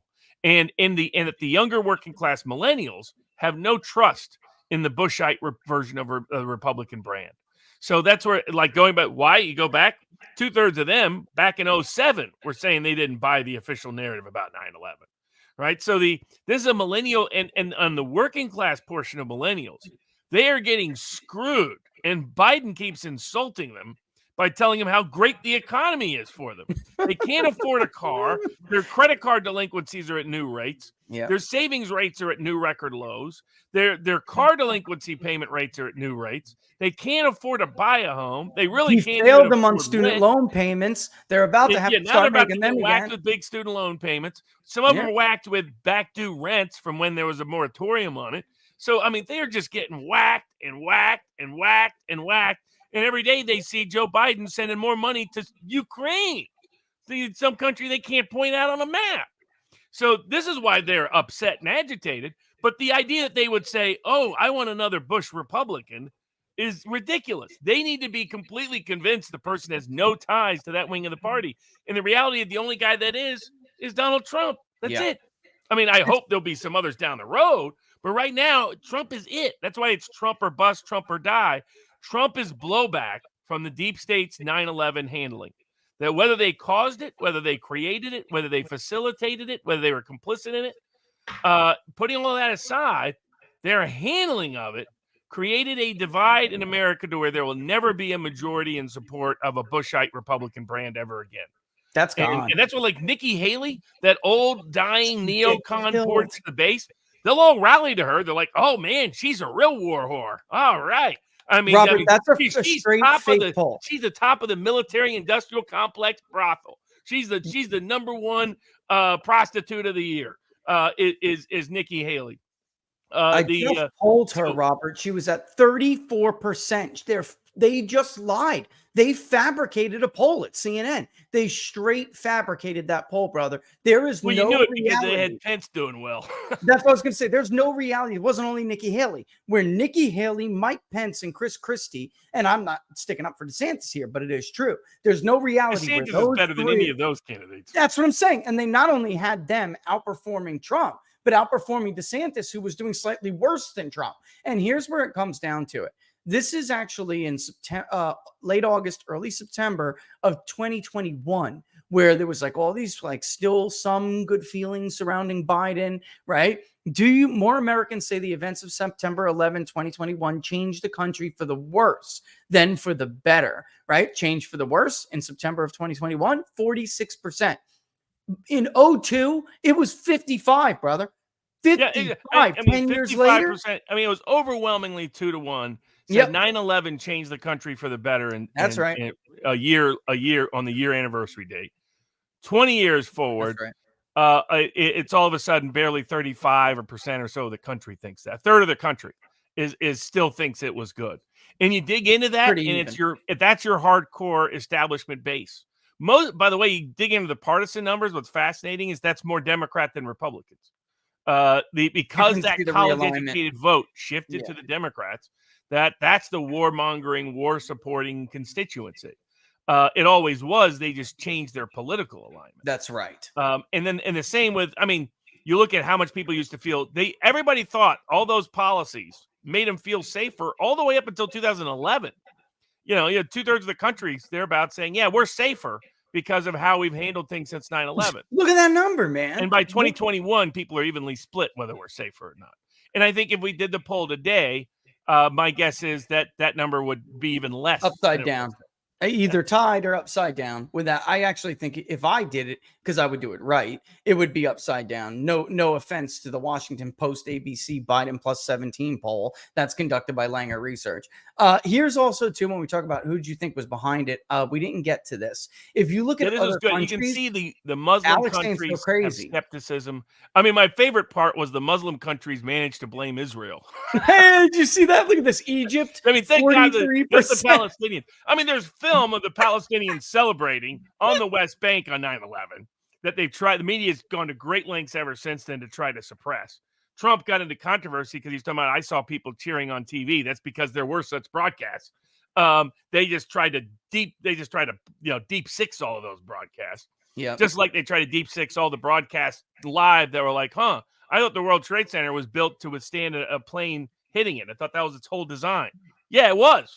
Yeah, we'll get to that in a separate later. But what was always interesting, now what's interesting today, look at Russia, I suspect if you polled a lot of these countries, there'd be more people that would blame the U.S. government than did then, in terms of places like Russia, some other places. But back then you can see how almost outside of the Islamic world, the whole world, I mean, Indonesia is Islamic, Jordan, Egypt, that's Islamic, Turkey is part Islamic, obviously the Palestinian territory is Islamic. But you look at everywhere else. Oh, that's interesting. I didn't know that about Mexico. Mexicans probably were onto it. U.S. government. You know the U.S. government was behind it.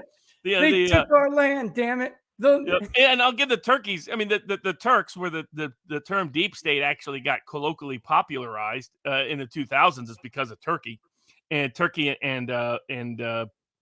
Pakistan. And leave it to the Turks. About the Turks were like, probably the U.S. government had something to do with it. This kind of feels that way.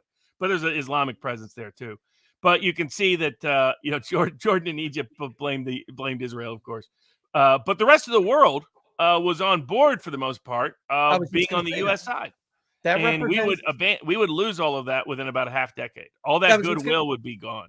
And now Biden is that's killing exactly what's left of it. I mean, Trump was building it back in his own way. Trump was individually controversial because of how foreign press portrayed him in their countries. But in terms of foreign leaders, he was increasing the respect quotient, not decreasing it or diminishing it. And now Biden is just obliterating it and eviscerating it. In Africa, Latin America, Central America, Asia, Eastern Central Europe. Biggest The blown only opportunity. Western Europe is still clinging to the guy. Eurasia, huge wasted opportunity, Robert. Oh, That's what I completely. see with that. Why? Because we needed them to balance against China with us. We could have found some, and this is And this something goes back Trump to said 9/11. all They the had their own time. problems in Chechnya and That's elsewhere with right. radical Islamists. They were the perfect group to form a unity with. So Putin was very Western oriented when he So started stupid. out. He wanted to work with the West, saw the West as the model for Russia to follow, not the East. And then he just got burned so many times, he's realized, okay, there's no hope for the West.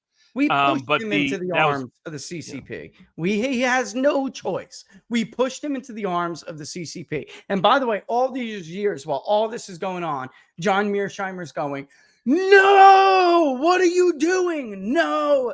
And, we did everything wrong from a realist standpoint. By the way, to talk about like Alex, look at this and this is from YouGov.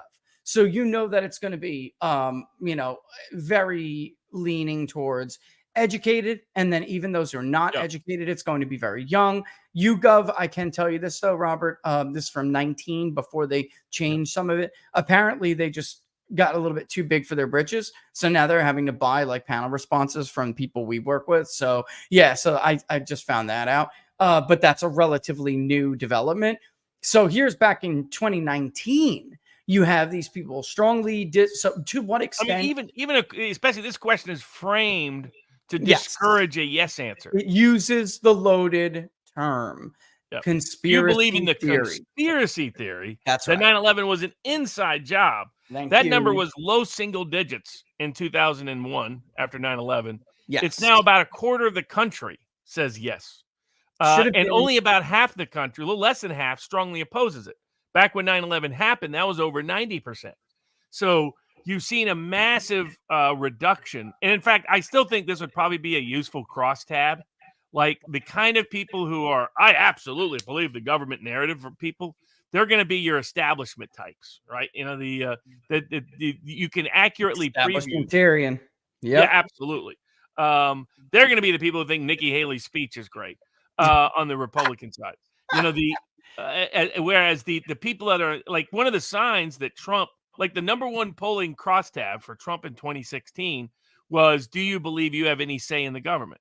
If people said no, Trump overwhelmingly won that vote. And because that portion of America was growing, Trump's vote was big.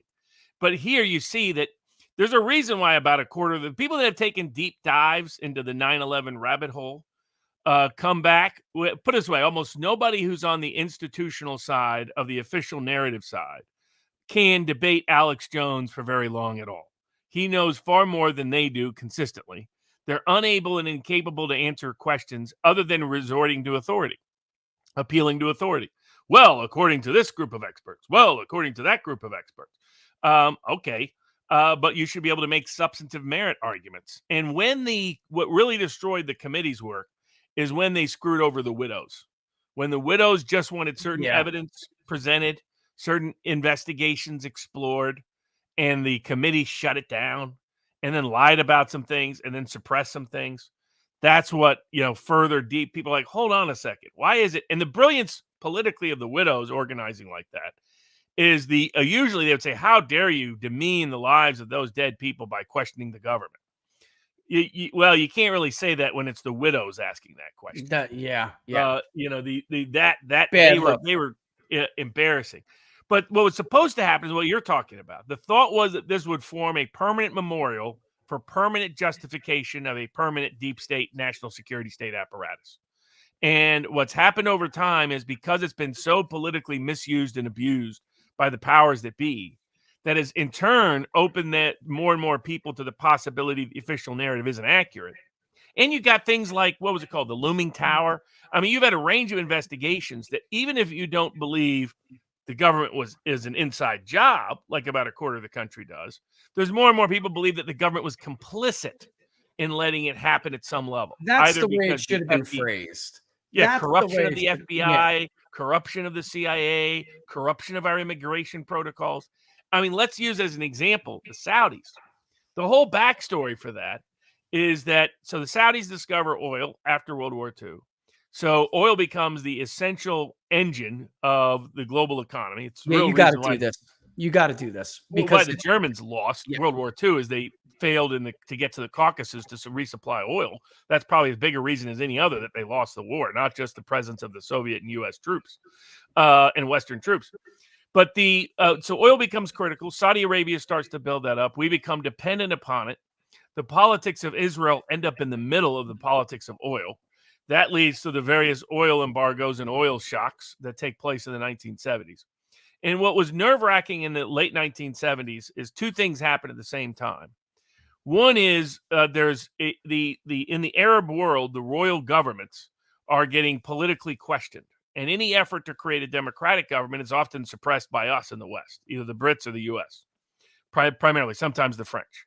And so we overthrow the democratic regime in Iran. We install our own little regime in Iran. That all backfires when the Shah is overthrown for the Ayatollah for a range of reasons, including Carter administration, State Department's complicity in believing he was some sort of Democrat because of this sort of Arab wish, dream wishing. They all think they're Lawrence of Arabia, that mindset that came in. But what the net effect is Saudi Arabia in 1979 finds itself with an Iranian regime that's committed to overthrowing all royal regimes in the Arab world as the Saudis see it. So they see them as an existential threat. They also, when they're trying to put women on TV and do other things, there's internal rebellions in Saudi Arabia in terroristic events. So it's the CIA that comes up with the idea that the way for the Saudis to get out of this is to create. It's like, here's their thought. The CIA thought, well, what could stop Iran's ideology, anti-royalist ideology, from spreading in the Middle East? Well, you know what? They're Shia, not Sunni. She is a minority. She is kind of like the Catholic version of Islam, and Sunni's kind of like the Protestant version in the sense that your degree of confidence in leaders and intermediaries and all of that. And so the CIA thinks the best way to limit Iran's attempts, the Ayatollah's effort to export the Iranian revolution to the whole Middle East, is to escalate the divide between Sunni and Shia. That's part one. Part two, how do we help the Saudis get out of their own internal problems as well as this problem with Iran? Well, we buy off the dissidents in the Saudi world by arming and funding Islamic fundamentalist radicals that we're going to use to export under the pretext of limiting Iran's expansion, but also a third cause, because it all happens together in 1979. How do we embarrass the Soviets the way the Soviets, in their minds, embarrassed us in Vietnam and to some degree Korea? Well, Afghanistan. And you know what? Who best to resist in Afghanistan? Who would have the motivation? Who could we help organize? Oh, yeah, we could organize some warlords, but can't totally trust them. We need a real cause to motivate people. Oh, what about radical Islamic fundamentalism? So they encourage the Saudis to export their ideology around the world, and the idea being to externalize their internal problem. They set up the schools in Pakistan that led to the Taliban today. Those are Saudi-funded schools that were initiated as a CIA-driven idea. And the whole idea of radical Islamic fundamentalism, radical Islam, I call it Islamofascism, right? It comes up from primarily the CIA. The CIA pitches the Saudis, and this is why when it turns out that almost everybody accused of being involved in 9/11 turns out to be a Saudi, it's got to be suppressed. It's the reason why Bush is putting the bin Laden family on every plane he can when there's lockdowns on the planes flying out, and flying them out of the country right after 9/11 so no local DA can get their hands on them. It's because it wasn't just to protect the Saudis and their close relationship with the Murdochs and the Bush family that goes way back. It was because we put all of this in motion in the first place. Thank you, Charlie Wilson, for funding it. Yeah, I'm exactly. serious. Remember Rocky 3 or 4? Remember he's there with the Mujahideen, right? That's right. They're the heroes in the mid-1980s. So when we put all of this into motion, and some people would say, the more skeptical would say, whoops, no crime, no police. that the certain aspects of the deep state did it deliberately, wanting to replace communism with something that could be equally scary. In Islam, religiously motivated terrorism seemed equally scary, that could justify their power, that could justify their money. And so they did this knowing it would someday backfire in the United States. Others would say they didn't know it would do it, but put things in motion that would create that reality for their ancillary political objectives. And then consequently couldn't allow, kind of like Wuhan, they couldn't allow it to be exposed because it would blow back on them. And at least parts of Looming Tower detail aspects of that. The CIA knew things that they hid from the FBI, including the guy running that, the guy running the FBI Al-Qaeda committee ends up retiring to take a security job in the tower and then ends up dying that day. And some people say they don't see that as purely coincidental. Others just say it's the bad karma that was incident to what happened. But at a minimum, we know the FBI knew about people that they didn't properly follow up on. We know the CIA knew about people they didn't follow up on. Yeah. We know that they covered up things afterwards that basically made them look complicit or at least incompetent at a minimum. We know all of those things. We know they lied about what was happening in terms of where the effects of the destruction on people's lungs. I mean, then they screwed over firemen and policemen and recovery workers who suffered bad injuries that day. All of these things combined with the way in which it was weaponized for politicized purposes, built on lies, is why we live in an environment today where large parts of the Republican and populist base will never trust a Bushite Republican ever again. Which is why they don't understand that the smear they launched on Vivek Ramaswamy, just as he was gaining over people like Haley and DeSantis, the Atlantic goes after him over his prior 9/11 comments, challenging the official version of 9/11, or not even the official story, like especially the connections to the Saudis. And they go on, and which Joe Rogan does a whole segment on, by the way. Like, here's how the smear unfolded, and here's what they always do. I'm going to play a little bit of this and just listen to it, because she'll say things, you're going to see the comments he's making, but she's going to twist them and basically claim he said things that you can see on the screen he didn't even say. And then she goes forward, and because, Robert, if anyone makes any allegation like the ones you just did, you know what?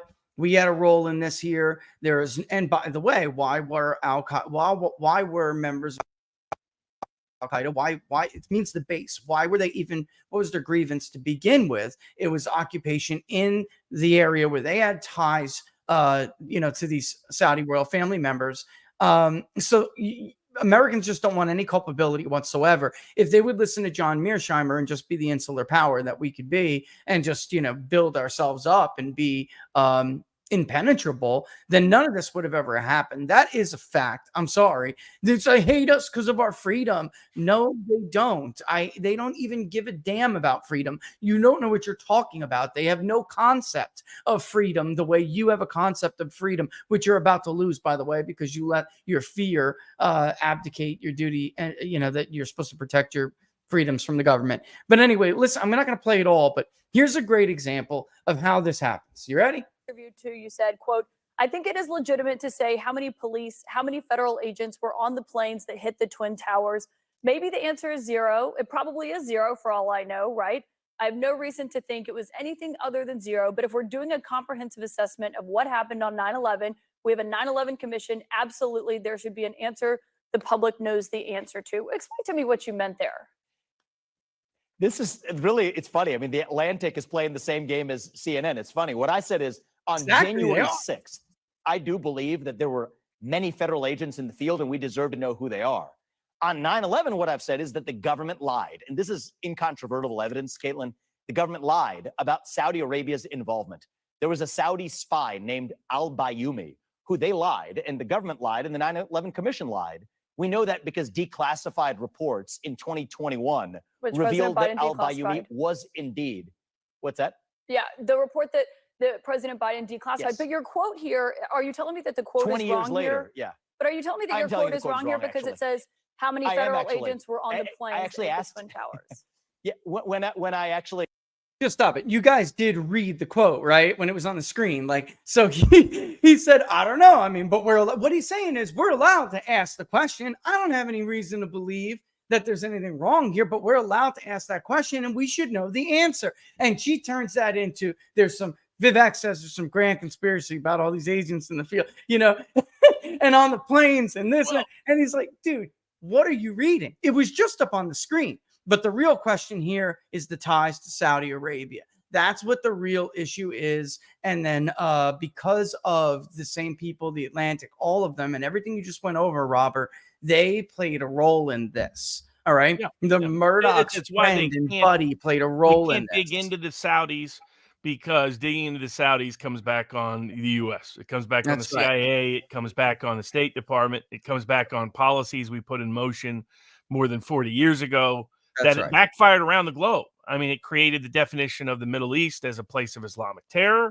It destabilized every government in the Middle East, both our direct interventions and this unleashing of his. I mean, this is the way the CIA thinks. They think in terms of these little. Could this work against the Soviets? Yes, but what next? Could this work against the Iranians? Yes, but what next? Yeah. I mean, but what do you destabilize the whole region? What happens when you unleash this kind of ancient conflict and you arm it and you fund it and you propagandize it and you promote it? You all of a sudden it starts to feel like what Malcolm X said after the assassination of President Kennedy, where he said some of these chickens have come home to roost. And according to Charlie and company, the CIA blamed Congress.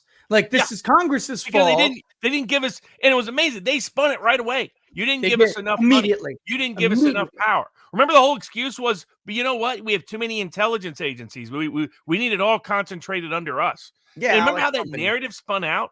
I was like, you got to be kidding me. You're telling me that the lack of concentrated power is the reason this happened? Really? But it's information sharing, Robert. You see, the problem is information sharing. And that's another thing. People were like, that guy, Ray Texera, that can't be a true story. How would he get his hands on those documents about Ukraine? And it's actually very, very easy to do. It doesn't matter what your rank is. It's your role now. That's how Bradley Manning was able to get so much stuff he should never have really been looking at, despite the fact that he had a very clear problem jacket. Let me just put it that way. I mean, he was abusive. He attempted to assault his female senior officer. This was not a stable person. I don't really care if he's the champion of Glenn Greenwald in the left now. I don't really give a shit. He's mentally ill, and he should never have been anywhere near that information. But post 9/11, they didn't get what you're talking about, Robert. So the next best thing for information sharing was this like proliferation of this stuff that nobody really should be seeing in the first place. And, they used to be very compartmentalized, and it's not now. So because they didn't get their one agency, all empowering intelligence agency, that was what they had to do, because Congress is like, well, how did you miss this? And they needed some excuse. So the excuse couldn't be, we screwed up because we don't think, like you just said. We armed the Mujahideen. Oh, I mean, because we didn't think about what was next. It's what now Trump we said need to come up with something. Yeah, it's what Trump said in that 2016 debate, where he said success is not letting those towers come down. And you get because theoretically there should have been an immediate indictment of the security state that this event could occur, according to their official narrative, by the sophisticated global conspiracy that took place by non-Americans over a substantial time period, and they could pull it off simultaneously across the nation when there was supposed to be all these protocols and precautions and protections. So they had to rewrite the narrative to say it wasn't because of our security methods, it's because you didn't give up enough of your freedoms. Yeah, it's because we didn't have enough concentrated power. The problem is our power is too divided. If we would just concentrate it, there wouldn't be any problem. If only we didn't need to use the normal chain of command to go through someone's personal shit, we'd be able to get more information in time. I mean, wouldn't it? I understand everyone cares about that pesky thing called the Fourth Amendment, but we're trying to stop the next dirty bomb here. I mean, this is what we all heard. To support constitutional rights back then, you just got bashed by people on the right. You were anti-American. You were pro-terrorist. You didn't understand that it was like, we've been here before. Ben Franklin said that person who gives up their liberty for security will get neither. And Jones took a lot of credit. Not only did he lose every single radio gig, lose every single advertiser, for years they beat the daylights out of him because he raised questions about 9/11. But in the end, his questions ended up having at a minimum what he predicted was going to happen by the state is exactly what happened. They misused it, abused it, and weaponized it. And the betrayal of the American people has never been remedied by the institutions that are individuals responsible for it. And they're still in power in the State Department today. They're still in power in the CIA today, still in power in the FBI today, still in power in the NSA today. As you know, Robert Mueller used it to recreate a robust, expanded, politically weaponized FBI. And what were some of the things that did? I mean, like Vivek was analogizing 9/11 to January 6th. You look at all the entrapment plots that took place. Almost every single major so-called terrorist indictment that happened after 9/11, it turned out the government created it. The government instigated it. The government sponsored it. The government supported it. They found some down on his luck ne'er-do-well to participate, at least on paper, often with lunatic plots they had no ability to even pull off. So they could say, look, American people, we're protecting you. Look at how we're defending you. I mean, this is when shows like 24 became very popular with Kiefer Sutherland. That celebrated, by the way, what? Violation of people's civil rights and civil liberties. Doing it for America. Doing it because you're a tough guy. Doing it because it's the right thing to do. And they got a lot of Americans to embrace it and go along. And once they figured out they'd been lied to, it's kind of like the COVID-19 vaccine. Once a lot of people figure out they've been lied to, they end up radicalized. And that's exactly right. And people should think about the last time they do this, they always, when they run out of the foreign enemy, Robert, and they get the power they need to go after the foreign enemy, then they always find a domestic one. In the 90s, it was these right-wing, very much what you're hearing now, these right-wing separatist groups, these very, Second Amendment lovers and militias. Who was the U.S. attorney who became famous on Oklahoma City? Well, that's what I'm saying. Exactly. And guess what? Oklahoma City would never have happened if they didn't murder all those people at Waco. That was a direct. And you dig in deeper, you find evidence of entrapment, evidence of government instigation connected to the Southern Poverty Law Center. They had informants located at Elohim City. There's the weird ex-German spy who shows up, who looks a lot like the guy everybody said was the person number 2 actually driving the van, disappears with a CIA spook who flies him on a plane out of America. We never see him again. He never becomes part of the 9/11 Commission. They took off an old script, dusted it off, and redid it. And they're trying to use a pandemic to replace terrorism because terrorism is kind of faded. To the credit of the Saudis, partially this is due to Trump, partially this is due to the new Saudi leadership. They realize, look, there's no future. One, the spreading radicalized Islam hasn't helped the Saudis. It's backfired on the Saudis. Number 2, it didn't, it limited Iran, but it didn't achieve the ultimate objective. And it caused all kinds of internal dislocation issues and global issues. Second, for a nation that wants to build itself on tourism in the future, doesn't want to be dependent on oil, then you can't be known as the place of terrorism. And so all of us, and that's why they're talking negotiations with Israel, negotiations with Iran. They're like, let's just end all the military conflict that's net negative for everybody in the Middle East. Doesn't benefit us. It just justifies invasions. And I think ultimately the Saudis' objective is they don't want those U.S. military bases there anymore. If they can get rid of them, they would like that. They like the protection it's provided a long time, but they would like to limit the scale and scope of that constant everyday visual presence they can see, especially in light of Ukraine and Russia and everything that's taken place there. And so they're divorcing themselves from it. So as Islamic terrorism becomes less a credible a daily threat to people's lives, they need something else. And then steps a pandemic. And then after that steps, again, right-wing extremism. This is an event, Joe Biden, January 6th is an event that Joe Biden, speaking of the anniversary, since we're on it, of 9/11, the worst attack on our country since the Civil War. So 9/11, take a side seat, take a seat, because that was worse than what you endured. I mean, clearly a guy walking out with Pelosi's podium is just like an entire building falling down on national TV and killing thousands of people. Pearl Harbor, losing all those men in the USS Arizona. This is this is what they did, though, because they were trying, and I had said this before 2022, they're trying to recreate the fear of 9/11. And Joe, like we're saying, you know what the security state is capable of.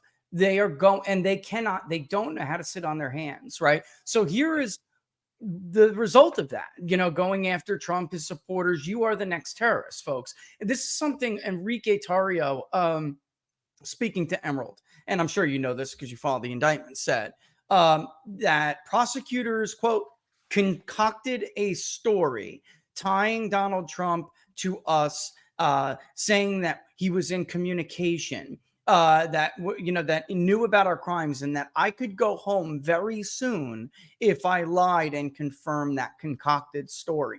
He did not. He refused to. He got 22 years. But not many people refuse to, Robert. Let's face it. Jenna is going to flip on Trump in a second in Georgia. You know that's going to happen. That's why they went after her, because they know she's weak and she's going to flip. She already did once because she almost lost her license to practice law. So she did that. So, of course, I think it's horrible that she was indicted, and it should never have happened. But it's that's not what I'm talking about. Those are two things, two separate things. So that is the next enemy moving forward. They use 9/11 to get this power so that they will now turn and use on us. And that's it. I mean, so I don't know how we go through this day without holding our head in shame. Like, I don't want to sit there and pretend like we avenged these people. We did right by these people. We didn't. And this is coming from a guy who, thought just what Robert, I was one of those people. Okay. I remember my grandfather fought in World War II. He was drafted on his deathbed, which was Christmas night. He's sitting in his recliner. The guy was a boss, dude. He went out like a champ. He was like, listen, get in here. I'm about to drop dead. I'm going to tell you a few things, no, the man, right? And he said, you don't sign up for a fight, but if your country ever needs you, don't be a coward. And that, that was something that rang in my head. So I never was somebody who bought things hook, line, and sinker, but I certainly answered that, call, or wanted, to answer that call wholeheartedly. And they betrayed all of us. They betrayed the people who died on 9/11. They betrayed all the people who gave up and sacrificed, for it. They didn't even care that they had no resources waiting for us when we came home. So what they do, they work with their friends at Purdue Pharma, and they stuff painkillers down our throats and got us all addicted. This is what these pieces of shit did to us. And you're going to go through 9/11 and pretend like this is some day that we're all should be celebrating, that, we've come together. We owe, like you said, the unity thing is fake, brother. I don't want to hear about unity. At least we can all unite behind this. Why? The last time we did that, we all united like a bunch of clapping seals. They passed the Patriot Act, and now they know everything you're doing. I don't care about unity. I care about liberty. I care about justice. So I just didn't want to play this game this day. You want to, real quick, in the last couple of minutes we have, you want to burn through some questions here real quick? Sure. I'm not sure it's a question, but speaking of Iraq, a lot of people seem to forget about Crystal and Kagan's PNAC and their 98 memos published in the New York Times advocating for regime change. Paul Wolfowitz, a lot of them. You're absolutely right, Crew Kid. In fact, it goes all the way back to the end of the Cold War. They were concerned, how do we justify our presence, our power, and our money without communism as a threat? Because that's what they believe, the primacy of U.S. power. And the domestic stuff really only bought them temporary time. It's the same problem they're running into now. People just never were able to buy into the idea that there's locals that are really that dangerous. Yeah. Rich and Barnes, if everything happened to the Trade Center as said, doesn't it possibly imply liability for the builder and city inspector, possibly cutting corners and making it unsafe? Well, that was the insurance dispute that had interesting resolution. That's its own rabbit hole. But as the people on that side of the question will always ask, please explain WTC number 7. How exactly did that building fall? Yeah. And they got good questions that I think had it been ever tested in court, I think a jury would be less likely to accept the official narrative than those questioning the official narrative. Robert, there were those who were willing to say, I heard this after the fact. Yes. Well, people reported at the time, and then they memory hold a lot of that. Remember those live? Because a lot of it, we were watching it. We lived it.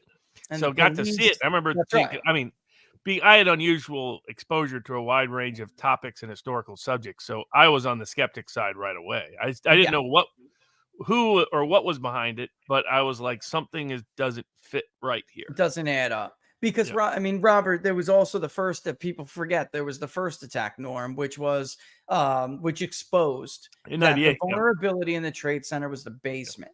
And then Yeah. what else would it? Who else would have had, some kind of liability here, Norm? Well, law enforcement, the FBI, they knew that this is And what. that's the thing is, like, everybody agrees 9/11 was caused by a conspiracy. The only question is, who are the co-complicit parties? conspirators. Who are the people that were involved? What was the scale of it? What was the scope of it? And they had a lot of reasons to cover things up, if nothing more than their own incompetence in investigative techniques.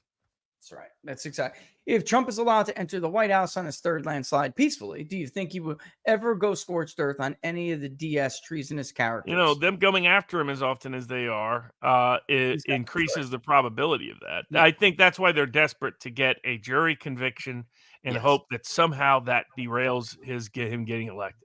That right now, that's half of it. The other half of it is the naivety that's out there is striking. And the Republican establishment and the Democratic Party, they think Trump can't win. They're convinced themselves of that. Even when the New York Times is saying, by the way, working class millennials are mass moving away from Biden and really seem to like Trump and they like what Trump did. And, you know, you read the institutional types and they're convinced that this can't happen, especially they figure all we need is one verdict, one trial, one conviction. Then America will wake up and say, we're sorry, and they'll come back and bow to the establishment. Yeah. They don't understand that's never happening. The only question is, if you lock him up and prevent the American people from choosing their president, you got a whole nother set of circumstances on your hands.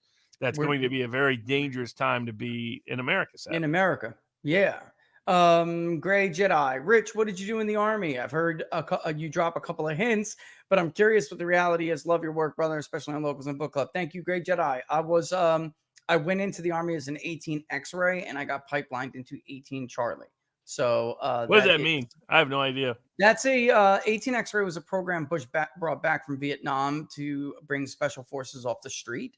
And you could go in under the 18 X-ray program and see if you fail. They they clustered everything together. So first you went to basic training, which was combined with OSUT, one station unit training, which is infantry.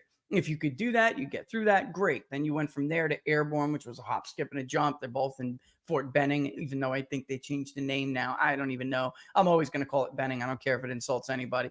That way you were airborne qualified. This way, by the time you get over to Bragg, and you do 3 weeks of SOPC, which is Special Operations Preparatory and Conditioning, before they let you do assessment and selection, everyone fails land nav, Rob.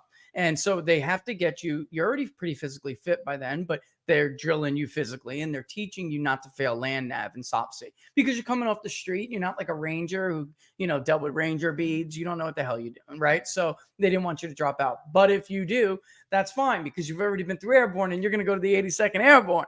Right? So that's what they did to a lot of people. And I actually had friends who dropped even before that. I had one friend who couldn't jump out of the plane. So we went to the 2nd Infantry Division in Korea. He hated the cold. His name was Scott Alstrom. I'll never forget. He's a battle, bro. Cuddle me, battle. I'm freezing. He was always so cold because I was from, the north. And the cold didn't bother me like that. But he was from Sacramento, California, man. He suffered bad.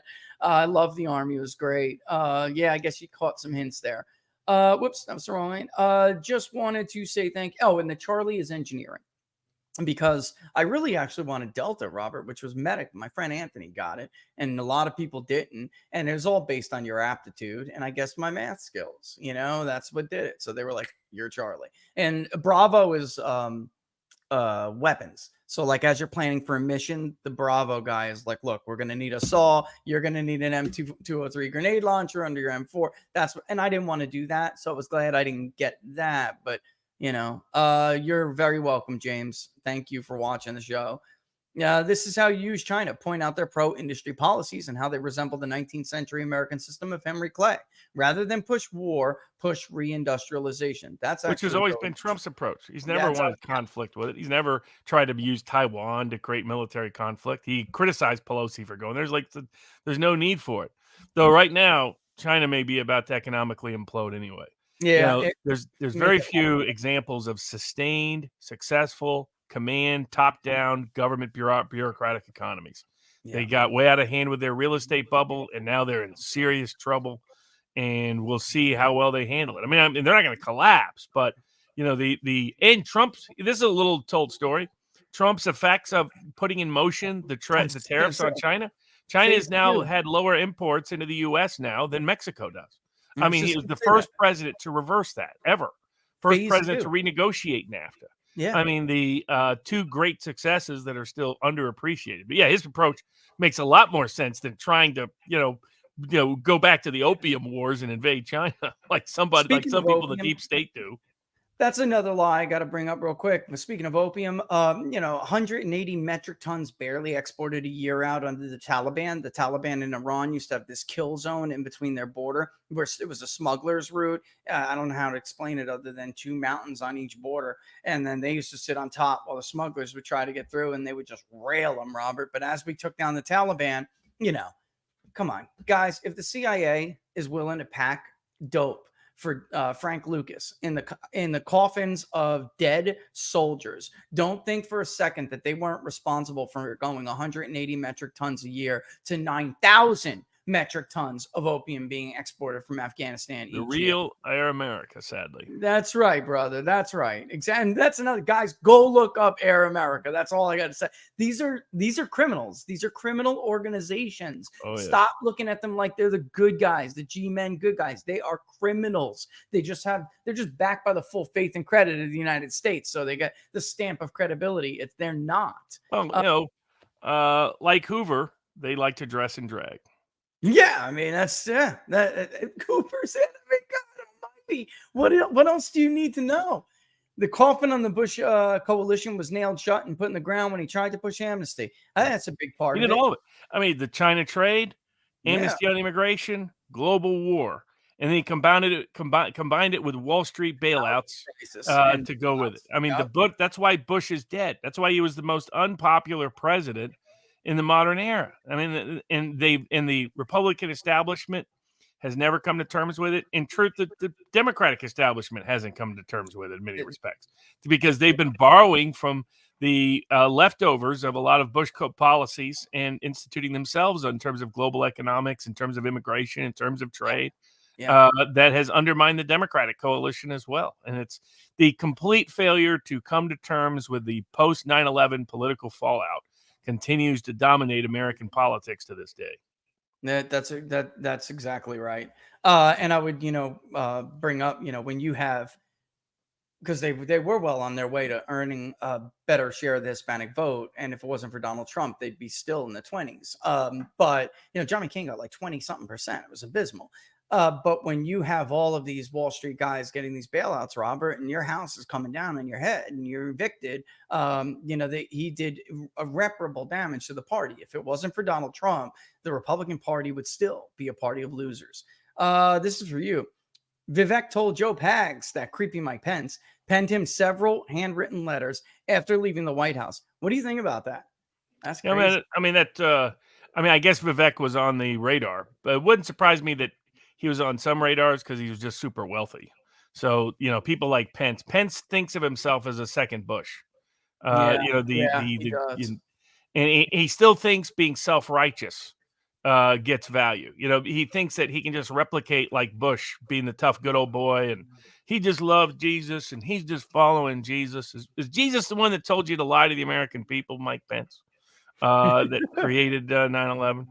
I grew up with these fake religious people, fake religious leaders who were always eager to tell you how they were more Christian than everybody else.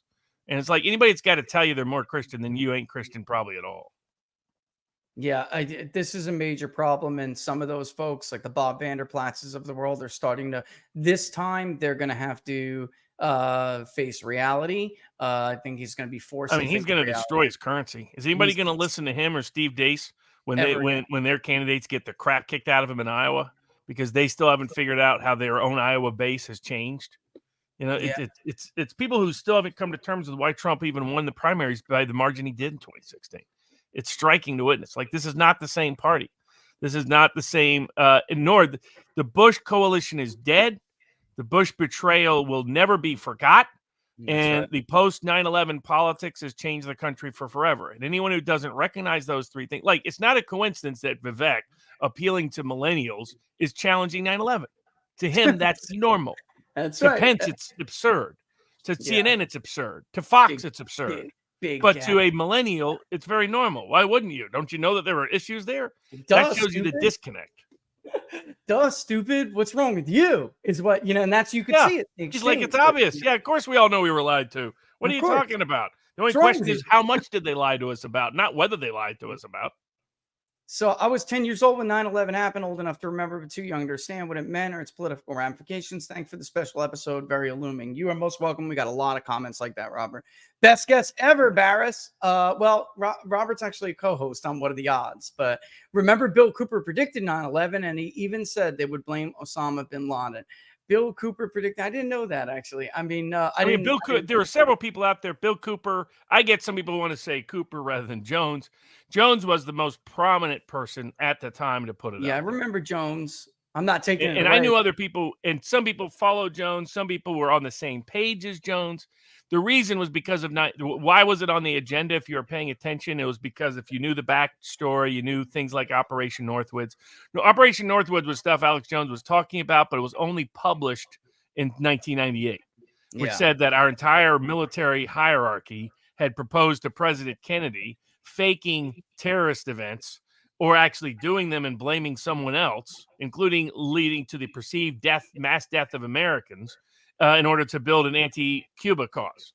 And so when Jones was talking about that before it was public, and when people that were in the know that followed that kind of information, that originally the people that were doing deep dives on these kind of topics almost overwhelmingly overlapped with the Kennedy assassination people. There are people who said, hold on a second, something isn't quite right. I mean, you put up the polls. Back in 1962, before Kennedy's assassination, it was like 75, 80% of the country believed in the government. Yep. Now that number is in the low teens. That's part of this whole process of what took place. But what happened is 9/11 temporarily derailed it and brought it back to an establishment perspective. But the fact they couldn't help but lie again is really put the nail in the coffin of who they are.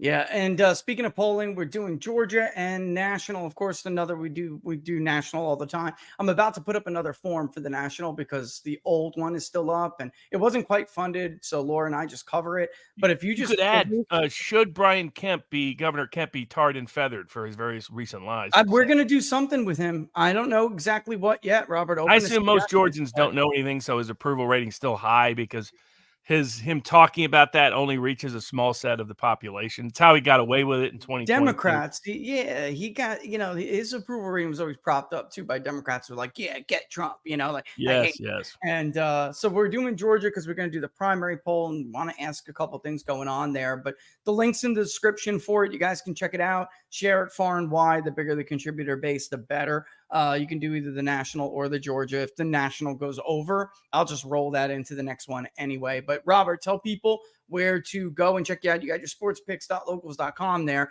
I've been checking that out lately. It's cool, I'm going to put, if you want, I do have some 9/11 hush hushes, man. I still have some more 9/11 hush hushes to put up. That's at vivabarneslaw.locals.com. And I'll be putting up my political betting report this week. At sportspicks.locals.com. That's where we, so far, very profitable 2023. Trump has done much better than the markets predicted. DeSantis much worse than the markets predicted. Biden done better in the Democratic primary process, and Robert Kennedy done much better in that process than the markets predicted because they thought they were going to replace Biden. As we've been saying, they can't. They're locked into him because Kamala Harris is so deeply unpopular. And what you're finding in these polls amongst older blue-collar voters, they still kind of like Biden in ways they don't like anyone else. Yeah. The problem is, like, when people say Gavin Newsom, like, do you think Gavin Newsom is more likable in blue-collar Ohio? Yeah. There is no Democrat for all of Biden's problems, he's not as hated as the alternative. All the others, Michelle Obama's not well liked in those places. There is no Democratic savior coming. They don't have a populist back. The only Democratic savior would be Robert Kennedy, and the deep state is more terrified of him than they are of Trump. No way on God's green earth they want him getting near power. But they're so dumb, they're going to motivate him to at least talk about running as an independent because they're so overt in rigging the system for 2024. It's like, you got locked up machine voting. At least, do it in such a way that it's not obvious. But when you tell a guy you can't campaign in New Hampshire, we're going to take away your delegates, You can't. You have to pay for any primaries that take place. That's what We're they're telling us, by changing the the way. calendar in a historical fashion that It's robs. never been done before. And then you say, by the way, we're not going to give you any security. Too bad if anything happens to you. I mean, you couldn't be. You're going to see him start to escalate that criticism. Which, by the way, the irony is, it's exactly what they did to his dad. His dad originally just wanted to run on policies, but they kept coming after him so brutally. He got more and more and more populist as the campaign built on, until he started saying, I'm going to reopen my brother's assassination 2 days before they assassinated him. And so the system still doesn't understand. The machine still doesn't get the message. And the white pill to me is that the best way to honor the people on 9/11 is to elect Donald Trump president in 2024. You're damn right. I mean, honestly, I don't care if you're a Republican or you're a Democrat.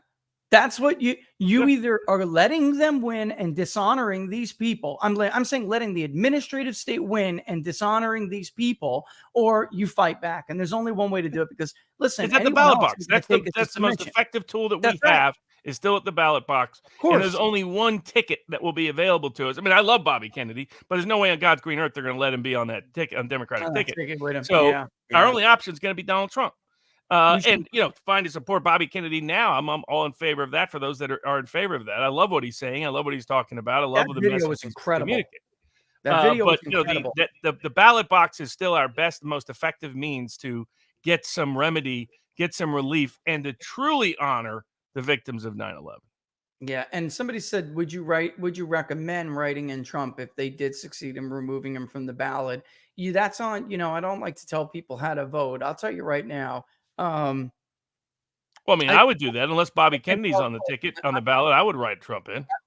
I would either write Trump, or if Kennedy was on the ballot because he ran as an independent because they screwed Trump, I'd vote Bobby Kennedy. If they didn't, but I'll tell you who I'm not voting for. I'm not voting for Nikki Haley. That's what I want to poll next. That would be the dishonor of 9/11, is to let a Nikki Haley near the White House. Yeah, that's what I want to poll next. Robert Kennedy's appearance as a third party or an independent candidate on the ballot. Who does that hurt more, Trump or Biden? I want to do that next, along with everything else. I don't think he runs as an independent unless they exclude Trump from the ballot. Unless they exclude, yeah. And here's the thing: apparently, it was just released a while. I guess that'd be the other thing to test. If Trump's not on the ballot, how does Kennedy do as an independent? Yeah, this is the thing. There are apparently, I got earlier today, there was a Democratic poll in North Carolina going around, and somebody told me it is out now. They're flipping out. Some Dems are like flipping out and trying to get the National Party to pay attention, because in this poll, apparently Trump's strength is stronger here against Hillary Clinton, against Biden now, than it was even against Hillary Clinton, which they thought would be close. And they thought Biden was going to carry it last time. So they got him up by like 4 or 5. So they're really starting to flip their shit now, man. They're like, dude, if he takes North Carolina by 5 points, he's going to win Georgia. And that means it's a problem. You better start to wake up. And I got it, Robert, you remember, even when we had Walker up by 1 point, it was still very close, but Trump was up by like 10. He was outperforming everyone everywhere. So this is the problem with trying to jail your political enemies. Then the regime gets desperate. They have no credibility, and they start to do really stupid shit because they're afraid that that person, if they win, is going to make them pay. And that's always been the problem in countries that start, like when their government starts to lose credibility. But yeah, check it out. Sportspicks.locals.com. Robert, put that record up there, man, because you're doing well. Yeah, we've had a lot of success on all the big events. A lot of success throughout. If you've been betting with us throughout 2023, huge success.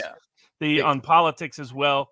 Got right the Super Bowl, college football championship, college basketball championship, NBA finals, World Cup final, the European Championship final. So we had big picks. We got a big pick up tonight on the Monday Night Football game. So it's a lot of fun, and we do Barnes Betting Report, which does political analysis, which you can use for economic investment purposes as well as political prediction market purposes. So that's where you can go to find all of that data and information. And the shirt is from vivafry.com. Yeah. We put up a wanted. You might say, what? I get this reaction. I walk around, and you always know what the politics the other person is, because first they see wanted, they see Trump with a mugshot. And if they're against Trump, they're like, oh, good. And then they look down and it says, for president. And then you see the anger and the rage and the irritation. But that's of what we need at the moment. Yeah. Check it out, guys. Thanks as always, Robert. I'll see you next month, my friend. All the best. Mañana. And everybody, and before I peel out of here, run the music. One for Georgia, one for the national. They're both on the same page now. If you go to the Public Polling Project page, which I did just I just sent out to everyone's chat. So Georgia's on the left, the national one's on the right. And like I said, it looks like the national has just gotten 100%. So if that's the case, for real, I'll start a new one. Whatever gets in there, since before I do that, I'll just decrease the cost of the national one by that amount. So we roll it over. All right. Thanks as always, everybody, for watching. Inside the Numbers on Wednesday, noon Eastern Standard Time. Don't forget, don't miss it. As always, thanks for watching, folks. See you next month. I'll see you Wednesday inside the Numbers. See you next month for What Are the Odds? And we'll get closer as the primaries get closer. We're going to do more of these, all right, which will be upon you before you know it. All right. Celebrate 9/11 for real. Wake up. Talk to your friends and family about this.